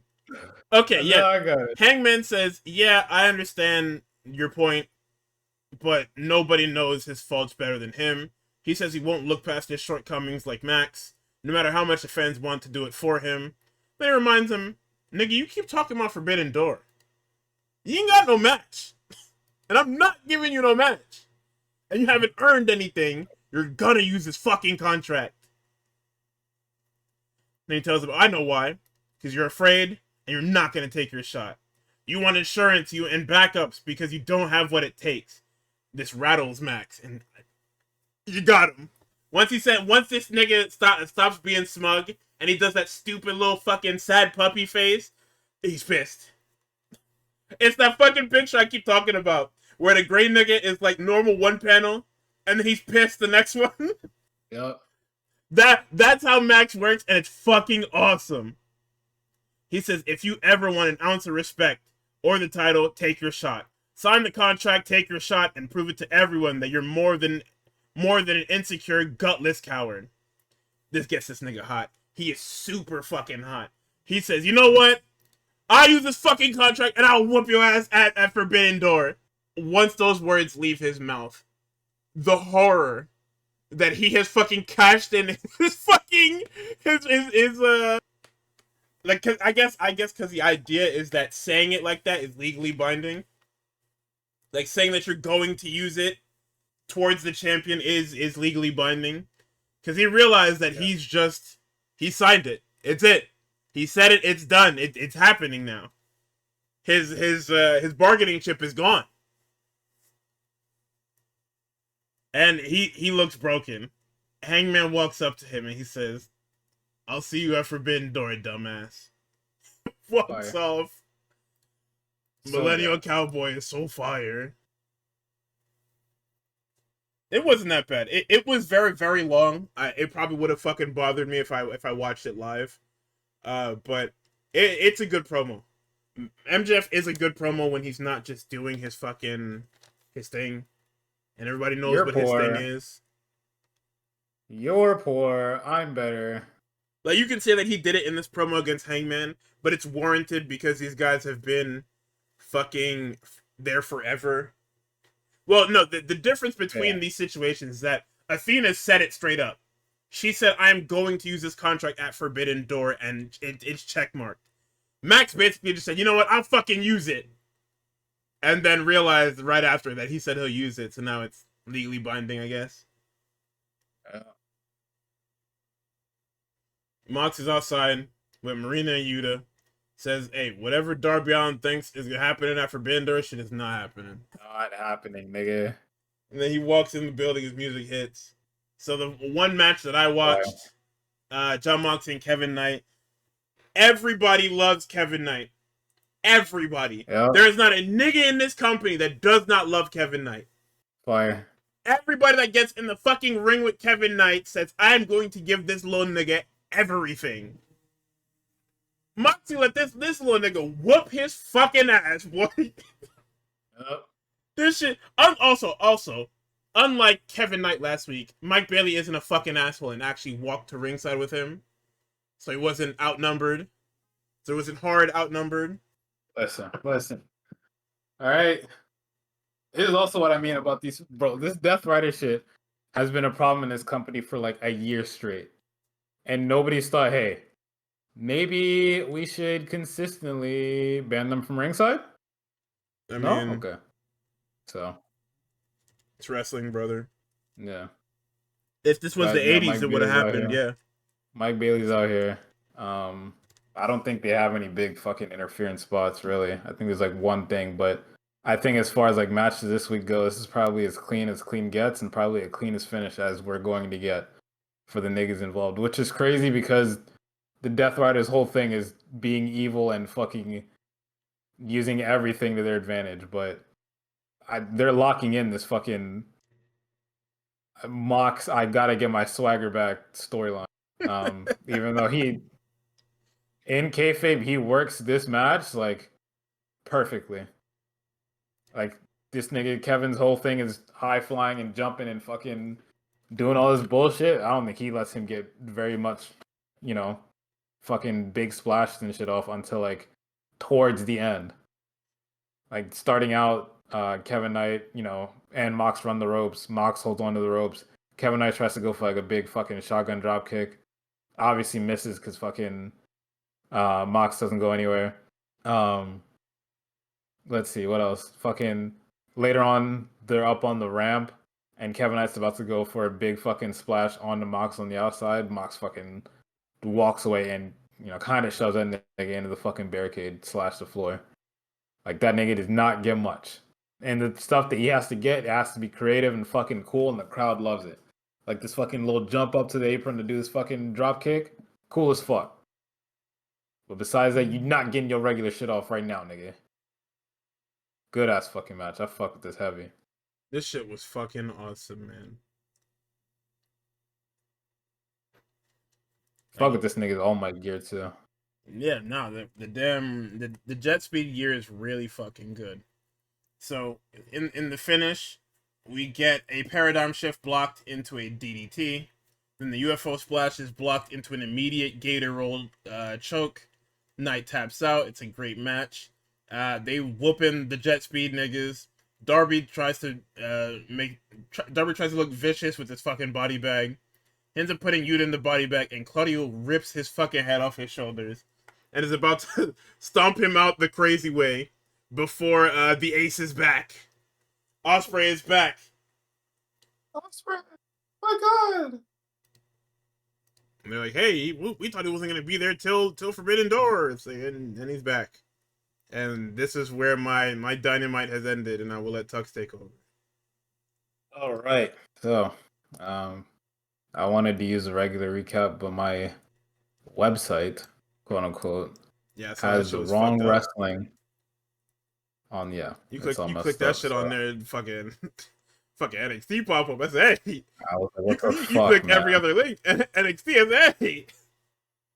Pissing me off, but our ace from across the pond has returned to AEW to continue his Death Rider story. Because as we remember at All in Texas, them niggas killed him. Because Swerve wanted to wait and be cool. Yep, Swerve wanted to wait and be cool, so my goat got killed. Came back.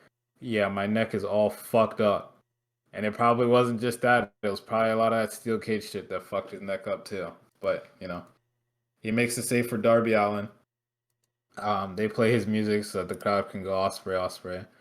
We get an FTR Cope recap, including this fucking find yourself shit, right?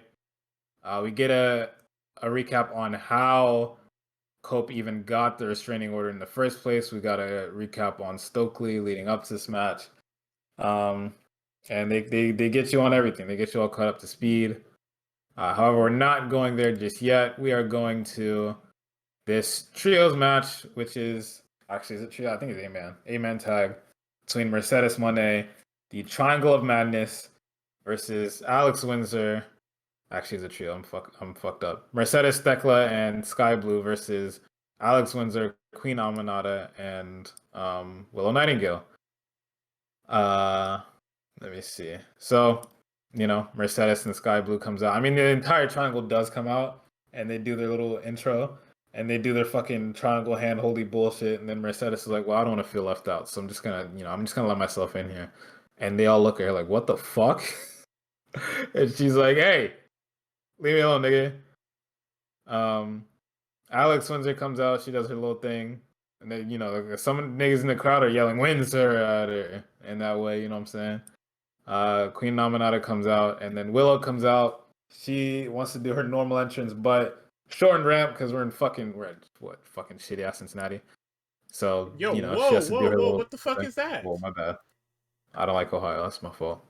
I mean, we have reason not to like Ohio. I would still move out there though. Homage. I moved to Hell no. Cincinnati, not where the fuck we was at. Bro, wherever fucking Styles had us the one time. Actually, I don't know if you were ever out that house. I think it was a different house. I was at a different Them one, them yeah. fucking deers was up on somebody's lawn at like 5 in the PM, bro. I'm like, what are you niggas doing here? The They sun own isn't that even shit, down. bro. What do you Get mean? the fuck away Them from niggas is here. What not are you afraid of doing? humans. Them niggas is prey animals, but they're not afraid of shit. I almost ran over one last week on the way home from fucking visiting my blood child. I was like, bro, what? Now, in his defense, or I guess fucking Deer's defense, it was pitch black.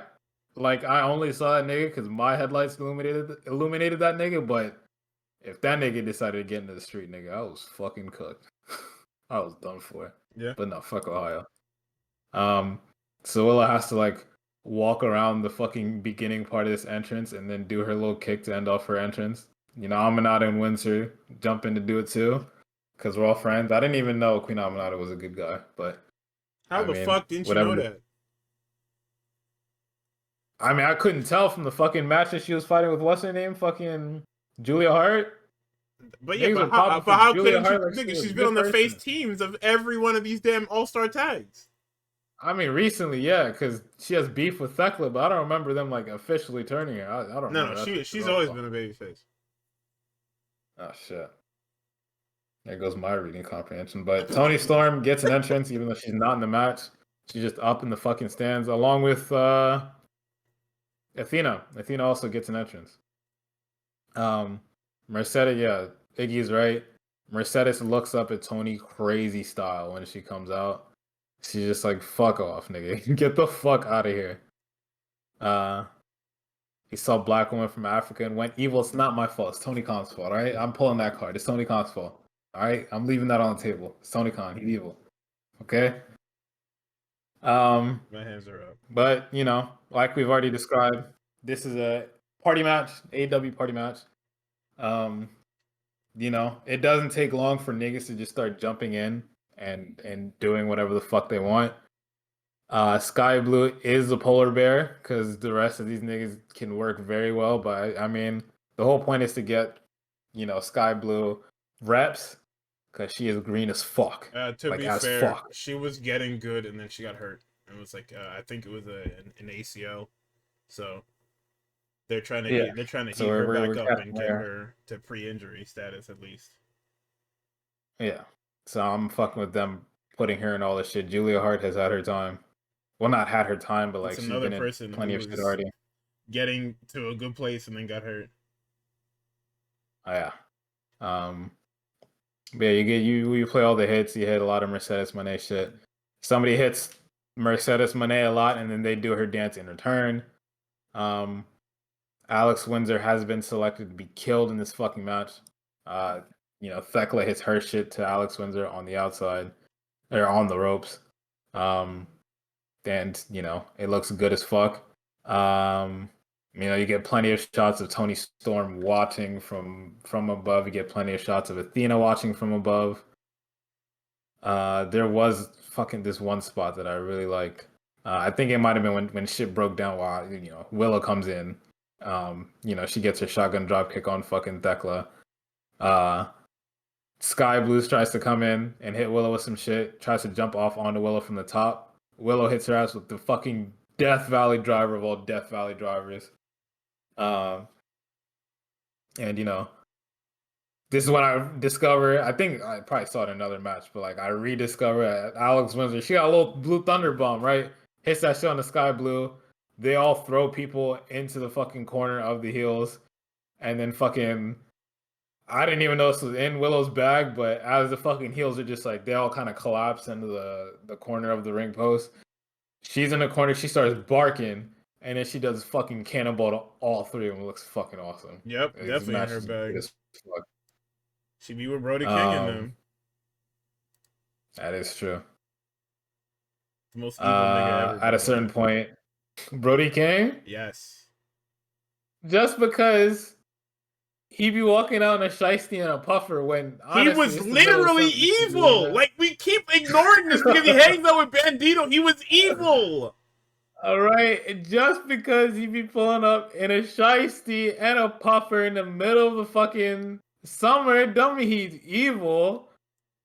just because him and that one nigga who got his fucking Yeah, ankles took by just wait till Buddy Australia, Murphy come back, nigga. Some fucking Buddy just because Murphy he be with that guy and that guy be evil sometimes, doesn't all the mean that time. Booty Ain't King is nothing good about that nigga. evil. All right. So the finish comes. Okay, it's not I don't know ball. It's when I got into this shit, they wasn't putting Willow on my screen like that. All right, you know what I'm saying? But now I'm getting hip to Willow Ball. Evil with morals. She always does cannonball. I didn't know. I didn't know. Stop this evil Brody King game. That's what I'm saying. He just likes to wear shiesties, and he's probably gonna get put on the West Side Gun album cover. It's okay. So yeah, ending of this match. Windsor puts Sky Blue, and I believe it's a sharpshooter. And Sky Blue cannot handle it, taps out. You know, bell rings, fucking Tony Storm immediately goes over to fucking Athena and they start scrapping up top. They fight all the way down to the fucking ringside. The entire ring is in fucking bedlam. Everybody's fighting everywhere. Mercedes is beating the shit out of Windsor. Everybody else kind of dispersed and is kind of doing their fighting wherever, you know. Mercedes and Athena are looking at each other and they're just like, yeah, let's kill this fucking Tony Storm person, right? Tony Storm reverses on Athena, starts shooting on her. Windsor gets up and lays out fucking Mercedes. And Tony Storm grabs a mic. There is an innuendo there somewhere. I did not write it down. Sorry guys, I did not write that shit down. However, I believe they book a match next week. They sure do. Book a match next week in Glasgow, Scotland. Timeless Tony Storm and Alex Windsor versus Athena and Mercedes Moné. He's failed his chat. No, I've just given up on them shits. Them bitches are long, bro. I'll be telling you. them promos is fucking long. So we get backstage, you know, Windsor and Tony Storm do the fucking tango away. We go backstage and we get the remarkable Renee Paquette with Will Ospreay. Renee asks Ospreay, you know, last time we saw you got fucked up, and last time you talked to us, you were like, your shit is fucked up. And she's like, hey. He's like, hey, don't worry about me. You know, I will be fine. However, I did book us this fucking steel cage match next week. I didn't really pick my team. And, you know, I thought about who I could pick. And, you know, I get on the phone. I call a very special someone. I'm like, hello. He says, hi. That means yes. And I asked them if they want to be in a cage match. And they're like, of course, bro. And so I have booked the Ace. And I forget the nigga's name because I'm bad at my job. Hiroshi Tanahashi. That's right. Hiroshi I knew it. I fucking knew. I was just about to say it was on tip of my tongue, right? He books Hiroshi Tanahashi, and then he tells Renee, yeah, I gotta go. I gotta go find my hat. I can't lose my fucking hat. I gotta get my hat back. Yeah, wife's gonna beat his ass. Yeah.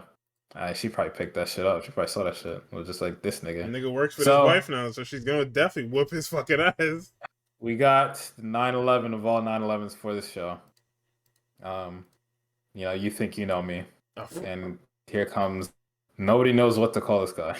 We don't know what to call this guy. Adam Copeland. His name tag says Rated R Superstar Adam Copeland. His fucking Tron says Cope. Don't know what to call him. He comes down to the ring, and then, you know, obviously he has a match with Stokely. So they play the FTR theme after the crowd does the fucking thing that they've been doing for like 36 cities straight. The FTR music hits. Cope's ready. He's in the corner. Mad shots of mad signs where it says Big Stoke has no hose. We're waiting. Where the fuck is Stokely at? What the hell? He is getting dragged out by security. They're holding him up. His feet are dangling. His feet are kicking. Security has dragged him out halfway down the fucking ramp. They drop him. They tell him, hey, go. He tries to run. They pick him up. They fucking drop him over the fucking rope into the goddamn ring. It looks fucking crazy. Stoke is looking over in the corner. He's just like, Jesus Christ, get me out of here. All right. Bell rings. This nigga, full sprint over to Cope. Tries to spear him. Shit bounces off. It doesn't do anything. Cope is looking at him like, what the fuck? I forget who it was on commentary, but Stoke is kind of, you know, trying to shrug some shit off, like something happened to him. Taz is like, I think he got a stinger. Fucking here comes here comes this Excalibur. I think this whole match is a stinger. Niggas trying to pop themselves already. Fucking Fucking not even a asshole. minute into the match. So Cope tries to do that shit again, it doesn't work. Or not Cope. Stoke tries to do that shit again, it doesn't work. Stokely goes back to the corner. He looks like he's finna cry.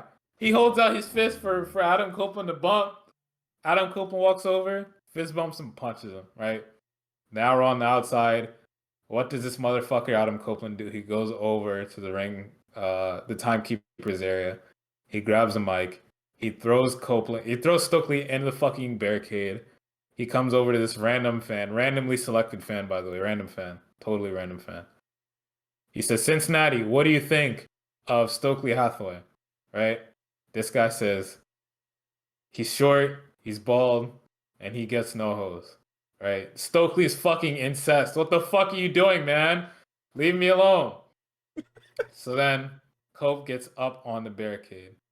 He says, Cincinnati, are there any hoes tonight? And of course, you hear some fucking cheers. All right? I'm not going to be a fun ruiner. I think it's fine. However, the women of Cincinnati, stand up. What are you doing? Don't cheer. Why would what are you you do that? doing? Let the niggas do that. The The fuck? niggas will What are you cheer for trying to that. Let the say? niggas do that. What are you doing? All right. So we continue on. I'm not gonna lie. He kept talking to them niggas in the crowd. I started skipping. Couldn't take Yeah, this shit because what the anymore. fuck are you doing? This is supposed to just be a minute-long squash match, man. Hurry up. Oh my god. So we get in the ring. We get back in the fucking ring. All right. He spears Stokely finally. FTR comes out and they're like, hey man, just fucking pin him. All right. Cope sits on the ropes. You want to come in? Hey, come in.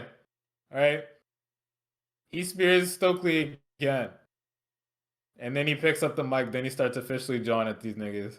Then he picks up fucking Stoke again, and he's about to fucking hit them with like a pile driver or something, man. Then these FTR niggas are about to get to the ropes, or at least fucking Dax gets to the ropes. Cope spears him through the ropes, and then fucking I don't know what the ref does. The ref is just not looking because fucking Cash Wheeler is about to hit Cope with some shit, but then Cope reverses. He knocks both those niggas out of the fucking ring. And then he's about to fucking spear Stoke. Stoke hits this nigga with pocket sand or something. I don't know what the fuck it is. Some fucking white powder. Oh, it's the fucking Mr. Fuji shit. He obviously gets DQ'd. These niggas start beating the fucking shit out of Cope, right? Stoke's back in the ring. They're holding Cope up.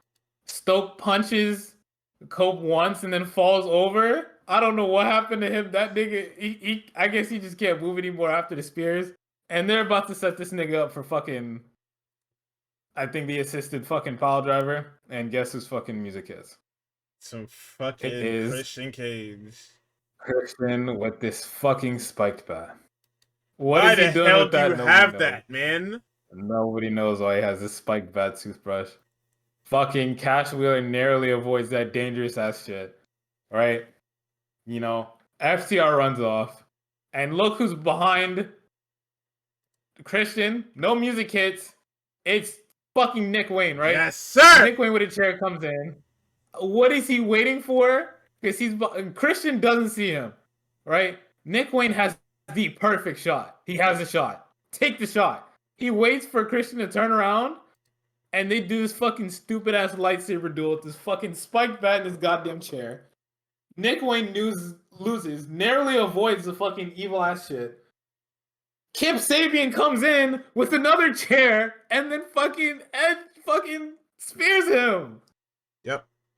And he gets the chair. Everybody's going. Mama Wayne comes down just to leave again because both her fucking shitty ass niggas is lost. Yeah, both her kids, right? Her son and her daughter. Everybody walks away, and now it's fucking. Oh God. Edge is staring down the ex-patriarchy. Cope is staring down FTR as they leave. These niggas are back to back. They back into each other. They startle each other. They turn around, look at each other, fucking weapons held in hand. Right? You know, Christian's like, I'll use this shit if I want to, or if I have to, right? You know, Cope, they both put their weapons down. They look at each other. They put that shit down. Or actually, sorry, Christian hands over the fucking spiked bat to Cope, right? Christian's about to leave. Cope puts his hand on his shoulder and then hugs him, and the crowd goes wild. Everybody's fucking happy. You niggas stand the Niggas fuck don't say up, anything to man. each other. They don't say anything to each other. Christian nods at him, and then they leave. And then somehow, this turns into a fucking match at Forbidden Door against the Patriarchy? I mean, yeah, because Cope is gonna help him with Christian, because Forbidden Door, FTR is gonna be locked up, so it can't be like Nah, I a understand joint that. thing. So, But they do this shit wordlessly. Like, not a fucking word is spoken, and them niggas just set this shit up. so vintage Tony Khan. Yeah. And then we get this fucking Adult Swim bumper for fucking Hook, where it's fucking Gotham or some shit. And then what's in the sky is fucking H, man. Like, all right, bro. Okay. Oh, the fucking bat signal. Yeah, the fucking Hook signal, man. Like, what the fuck? That shit is hard, but I'm not trying to see Hook right now. So, next up, we get a lot of pyro. One of the announcers on the overhead gets up on there and says, "Hey, we don't have any entrance music for these guys." It's the fucking Young Bucks. And on the Titantron, it says Mr. Instant Replay and Slick Nick. Holy shit. And it...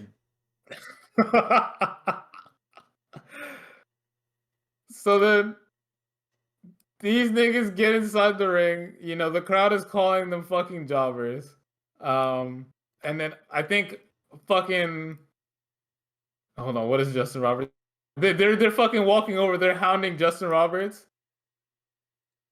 And then, oh fuck, I gotta get it. I want to know exactly what he said because that shit was fucking hilarious, and it actually plays into the match. Fuck, what did he say?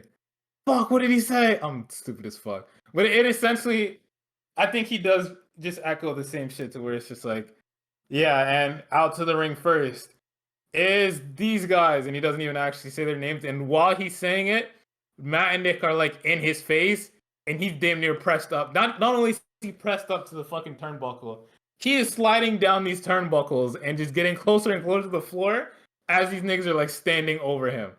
It's so fucking funny. Shit is awesome. So then, you know, Kyle comes out. Sorry, the Protostar Kyle Fletcher comes out. The TNA champion or the TNT champion, Jesus the Protostar Christ. Kyle Fletcher comes out. Sorry, I didn't say that. And then, you know, said evil ass nigga comes out after. Well, he comes out with Josh Alexander. And then the evil ass nigga of Brody King comes out along with Hologram and Tomoshiro Ishii. And then, you know, on Collision, Kyle was like, yeah, send me your fucking best. All right? Send me the nigga that you guys think can go toe-to-toe with me at Forbidden Door. Who else comes up but Hiromu Takahashi? And Kyle Fletcher's like, what the fuck? All right. I mean, he asked for okay, whatever, man. So this match also fucking party match, but really good. This is my first sighting of Hiromu Takahashi, and my god, that nigga is good as fuck. I say that about everybody I'm introduced to when it comes to AEW, but I really like this guy. Now, you're gonna tell me I'm fucking lying, right? That guy is hurt. You're lying. That guy's body is in bad condition. Whose isn't at this point? What the fuck? That's the joke. That's true. So early in this match, you know, as everything breaks down, we go to the outside. Brody King is in the outside, tries to hit the Bucks with a double lariat, misses. Brody King hits them with a fucking double super kick. And this is like by the commentary desk, close to the timekeeper's area. So then the Young Bucks look at fucking Justin Roberts, look at each other. They pump fake a super kick. Justin puts his hands up. They're like, haha, look at you, scary ass nigga. Dumbass nigga. And then they actually hit him with a super kick. And that nigga's like out for like 10 minutes. And after he's out, Tony Schiavone is like, Yeah, I just got word. I gotta do the rest of the ring announcing for the night. Nigga, I haven't done that shit since fucking 99, bro. What the fuck? It's either 91 or it's 99. I It's can't remember. But 91 he's like, because he was on commentary after. so he's like, yeah, I haven't done ring announcing in mad long. Fuck. Fuck.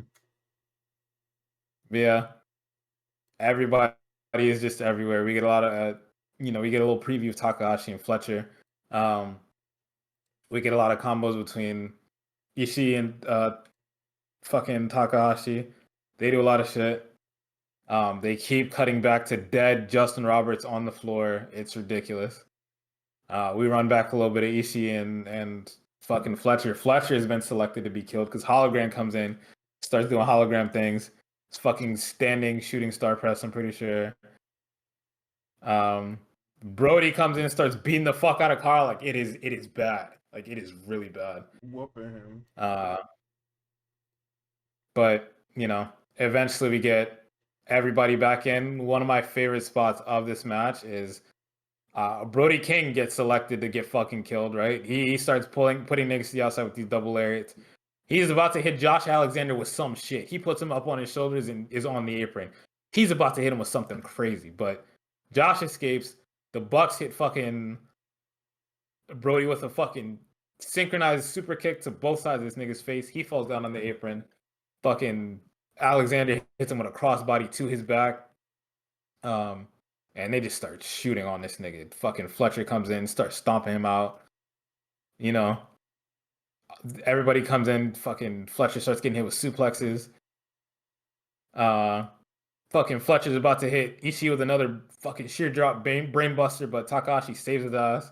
There's a funny ass cut where Takahashi hits fucking Fletcher with a crossbody to the outside. The camera cuts at the exact moment to where all you see is fucking Fletcher's legs go up in the air from like the fucking hard cam looking over from the ramp. It's crazy. It's ridiculous. Absolutely ridiculous. This shit is fucking mayhem. And let's see, fucking Bucks hit Brody with another super kick. He's up against the rope. Fucking Alexander hits him with a fucking lariat to the outside. Kyle Fletcher catches this heavy ass nigga, has him in the pile driver position. I think it's Nicholas Jackson helps hit Brody with an assisted fucking tombstone from Kyle.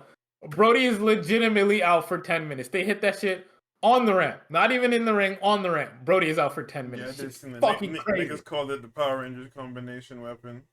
Jesus, that shit, it felt like a fucking Power Rangers combo. It actually defeated that nigga for the episode, bro.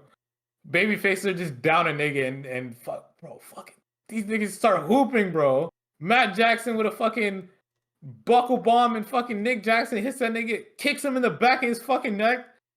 Josh Alexander hits him with fucking, I don't know what the fuck that is. He has him up on his shoulders and then fucking spins that nigga off his shoulders. Takahashi breaks it up, but fucking Hologram was dead. That nigga was actually fucking dead. Like, bro. Every time these Young Bucks niggas are on my screen, we say these niggas are actually the corniest troopers to ever live, but like, no, they are. This shit is nuts. It's fucking ridiculous. This is nuts, like, man. This is a really good fucking match. If I never had to know that the Young Bucks were fucking cornballs in real life, I would speak so highly of them. We get a good fucking fighting spirit hologram segment to where the fucking Bucks set him up for something fucking crazy. They run him against the ropes. He ducks over the fucking whatever they're about to hit him with, this like clothesline. Fucking I think it's Nick Jackson, fucking flips him over, and then Matt catches him, and then Hologram turns that into a Hurricane Rana. Fucking one of the Bucks grabs him. Hologram reverses behind him. Poison Rana right on his fucking head top. Fletcher comes in, tries to hit him with a power slam. Fucking Spanish fly, like one of the fucking smoothest Spanish flies you'll ever fucking see. Like, this shit was fucking, I fucking love Hologram. Super Hologram pilled, nigga. Yeah, you better watch Collision then, nigga. Oh my god. I mean, I do. But the rest of y'all, hey. At the end of the year, when we started signing niggas awards, Hologram gonna be there. Hologram will be there. That's crazy. Straight up. Let's see. We get another preview of Fletcher and Takahashi. It's good as fuck. Uh, Shit breaks down again. Everybody's in the ring. Everybody's doing a bunch of shit. We get a little Takahashi fucking what the fuck. So Alexander runs the ropes. Takahashi throws himself into Alexander. He fucking spins his body around into this fucking. It's a DDT, but it's right on the nigga's head top. So they call it something else. But holy moly, that fucking beautiful nigga. My God. Um, Matt and Nick keep doing shit I've never seen. They're actually hitting tag team moves I can't fucking pronounce. Right? Brody King, fucking lariats. Tope Suicida into Kyle Fletcher out of the shit. Fucking one of the Bucks through the ropes, hits a drop kick. He fucking is like hanging off the shit, but then kind of climbs himself back up and is kind of holding the fucking rope down. And then fucking here comes the other Buck to fucking jump over that nigga and do a fucking, I don't even fucking splash to the outside. Like, what the fuck? What are you doing? I actually tag team was like can't fucking pronounce. They're cooking. No, they're like legitimate hoopers. Like I said, it's annoying that they're annoying. So finish of this match, because Jesus Christ, there's so much shit here. But super kick on to Josh Alexander, and then fucking Takahashi hits him with some shit. I think it's a Death Valley driver, but I'm not sure. And then everybody else holds the heels back 4-3. Oh, And he hits him with the, I think it's Time Bomb 2.1 or whatever it is. Something like that. Shit is good as fuck. But Josh Alexander eats the fuck out of that pin. Of course, that's what he's there for. And them niggas stand tall. Everybody's happy. Nothing happens. Nobody gets killed. Yippee. Let me see what's next. So let's see. We get production, right, across this entire week has been fucked up, right? We go to the another camera, and there's like some really weird lighting in this ring or in the fucking show. And who else is at the top of the ramp but the remarkable Renee Paquette, right? She starts talking. Her mic is not fucking on. So what do? They cut to Taz and Excalibur. Taz and Excalibur are like, yo, them niggas have fucked up her mic. And she's probably going to introduce something about Swerve and fucking Okada. But, we'll get to that in a second. They go back to Renee, and Renee is just like, hey, fuck it. Here's Swerve Strickland, nigga. She gives a fuck up because them niggas fucked her shit up. Here comes Nana to fucking show his coffee and do his little dance and shit like that. Swerve is in this fucking regular ass red shirt and these fucking pants that he likes. No way he was wearing fucking leather pants again. He was in them pants he likes, bro. Dude, I guess. Was Nana wearing the fucking matching pair? Yes. Holy shit. Oh man. But yeah. Swerve. I'm gonna be honest with y'all. Swerve comes out here and he says a whole lot of fucking nothing. Alright. He plays to the crowd a lot. Renee asks him about his knees. Renee is asking everybody about the injuries because, like Gardy said, everybody is fucked up. But everybody, she's just like, I can't miss Forbidden Door. Cincinnati starts training. Whose house? Swerve's house. They don't want me to miss Forbidden Door. And these niggas ride off of that chant for a really long time. Okada hits his little shit. He has to adjust his fucking belt like 6 times because the strap keeps falling off. They do the Swerve's house chants again. And then Okada is like, Swerve, with those knees, you have no chance. And I guess everybody was expecting him to say something else because Renee just holds the mic right next to him for mad long. And then, Swerve gets real close and he's just like, are you afraid, nigga? And Okada, hearing the chants again is just like, okay, bitch. And then fucking Swerve just hits him. Security instantly flies in. I've never seen security move quicker in my life. They was flying, these niggas separated. And that's it, right? I believe, I don't think it's Lexi Nair, but I forget what the other Dynamite interviewer is called. She pulls up on Moxley and she's just like, hey, did you hear Ospreay and team have Hiroshi Tanahashi? What are your thoughts? Who do you have planned to combat this? Moxley's just like, Tanahashi? Hiroshi Tanahashi? They got Tanahashi? Damn. And then he walks away. So then he walks over to this fucking room in the backstage, right? Yuta opens one door. On the other door, AEW X's room, right? Mox looks over at the rest of these niggas and he's just like, yo, y'all can clear out. Marita fucking peeks her head in. She says something in some fucking language. Them niggas instantly leave out. Some niggas puts up the deuces. We get closer into the room. Who else is in the X's room? Fucking Matt Nicholas Jackson of the fucking Young Bucks. Fucking Mox closed the door. I think it's Taz that's on commentary and he's just like, Jesus Christ, man. Because for the last like fucking 4 episodes, since them niggas lost that fucking title, or the EVP title, fucking Taz has been incensed that niggas keep disrespecting the Bucks. Yeah, because it's fucked up, bro. They're the founding fathers of the company. Yeah, now they just some niggas. Boo-hoo. Fuck them. Yo, watch out. So we get Tony Schiavone in the ring to run us through the Forbidden Door card as of now. Adam Copeland and Christian Cage versus Nick Wayne and Kip Sabian. The first time we've had Edge and Christian since 2001. I thought my shit froze 6 times while this shit was going on because the graphics are moving until they stop. And the graphics are like legitimately 15 seconds long. Right?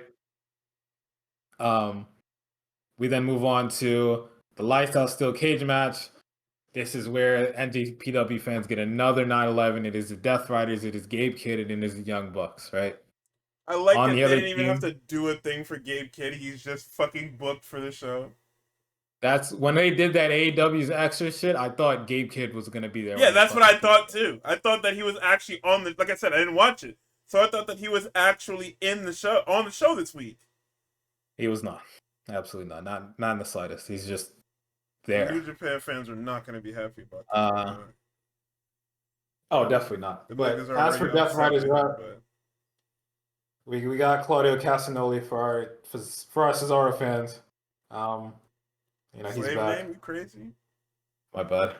I would rather it be Pac. I really wish Pac was back. Swerve must have fucked him up something crazy for him not to be back yet. But hey, I'll be back when he wants to, I guess.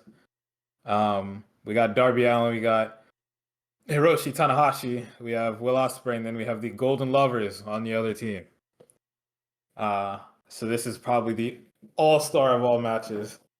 There might be a bit of a fucking polar bear in Darby Allin. At least that's what the timeline was telling me, but we'll see how he does in the actual match itself. You know, they probably put Darby in the match just so that none of the rest of the people in this image have to fly off of the steel cage. So, Nigga, and they he's put probably Darby in there going so they to- can beat his head in with hammers and he can jump off the fucking cage. Yeah, he's probably gonna miss that spot. So, like, he's probably not gonna hit anybody. I'm gonna just laugh. And I think that's it. And then we cut to this little ass girl's front row who's having the time of her fucking life. Then we go to our main event. The faction that shall not be named, featuring Samoa Joe, Katsuyori Shibata, and Powerhouse Hobbs. Defending there. I don't even know if this is for the title. This might just be, hey, you guys beat up Shibata, we're gonna kick the shit out of you. But we have that faction versus LFI. They all come out. And this is good ass match. There's a bunch of hoopers. Start off with Powerhouse and fucking the Beast Mortos. And it is exactly what you expect in 2 big ass niggas hitting each other. And the Powerhouse Hobbs, he's fucking great. He's a good ass wrestler. Catches Dralistico and just fucking kills a nigga straight up. Like, this shit is fun as fuck. I wish the trios titles or trios anything was featured more because I think it's a very underrated match type when done well. But You know we crazy? get what's up? In the first 3 years of this company, the trios division was so fucking hot when they had like 3 teams in it. Then they made the belts and the booking just stopped. Yeah, because it's probably a lot easier to book something when it doesn't have a belt and it's just a match type you do every once in a while. And honestly, I don't know why the Don Callis family isn't in this mix more.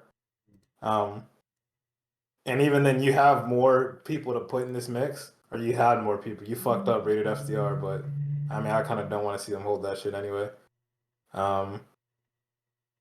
you had the patriarchy, and I think they definitely did fight the Death Riders at one point. You have the Death Riders, uh, but I guess they just never really wanted to do shit with it. So once you put a title out there, it's just like, all right, now it's the book title matches, fucking stories and shit. Fuck that. So I don't know. We get some Jalisco versus Shibata Graps before I tag it off to Beast Mortos, who is doing all his shit. They're working the fuck out of Shibata because this was the original nigga they fucking beat the shit out of. Beast Mortos does a little spot where he's kind of holding out Shibata's hand towards his teammates before he pulls him back and flips him off. Throws him in the corner, and Shibata's about to kick the shit out of fucking Roosh. Roosh catches that shit and they're just like, nah, nigga, and they start beating the fuck out of him some more. We did get before Shibata, we did get a little bit of some fucking Samoa Joe Graps. He did his little fucking punch maneuver and then fucking did his I'm gonna Irish whip you into the fucking corner and then I'm gonna splash you and then do that into a fucking Inseguri. Yep. Could be wrong. There you go. Yeah. But yeah, Shibata has been selected to be the nigga that gets fucking killed. He gets passed off to Roosh, and now all three of the niggas in that trio have been fucking beating the fuck out of him.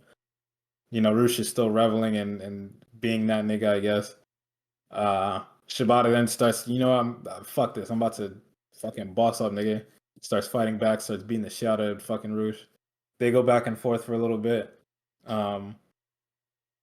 They both knock each other out with fucking hilarious fucking Shibata takes Roosh to the floor. They're both reaching for their corners.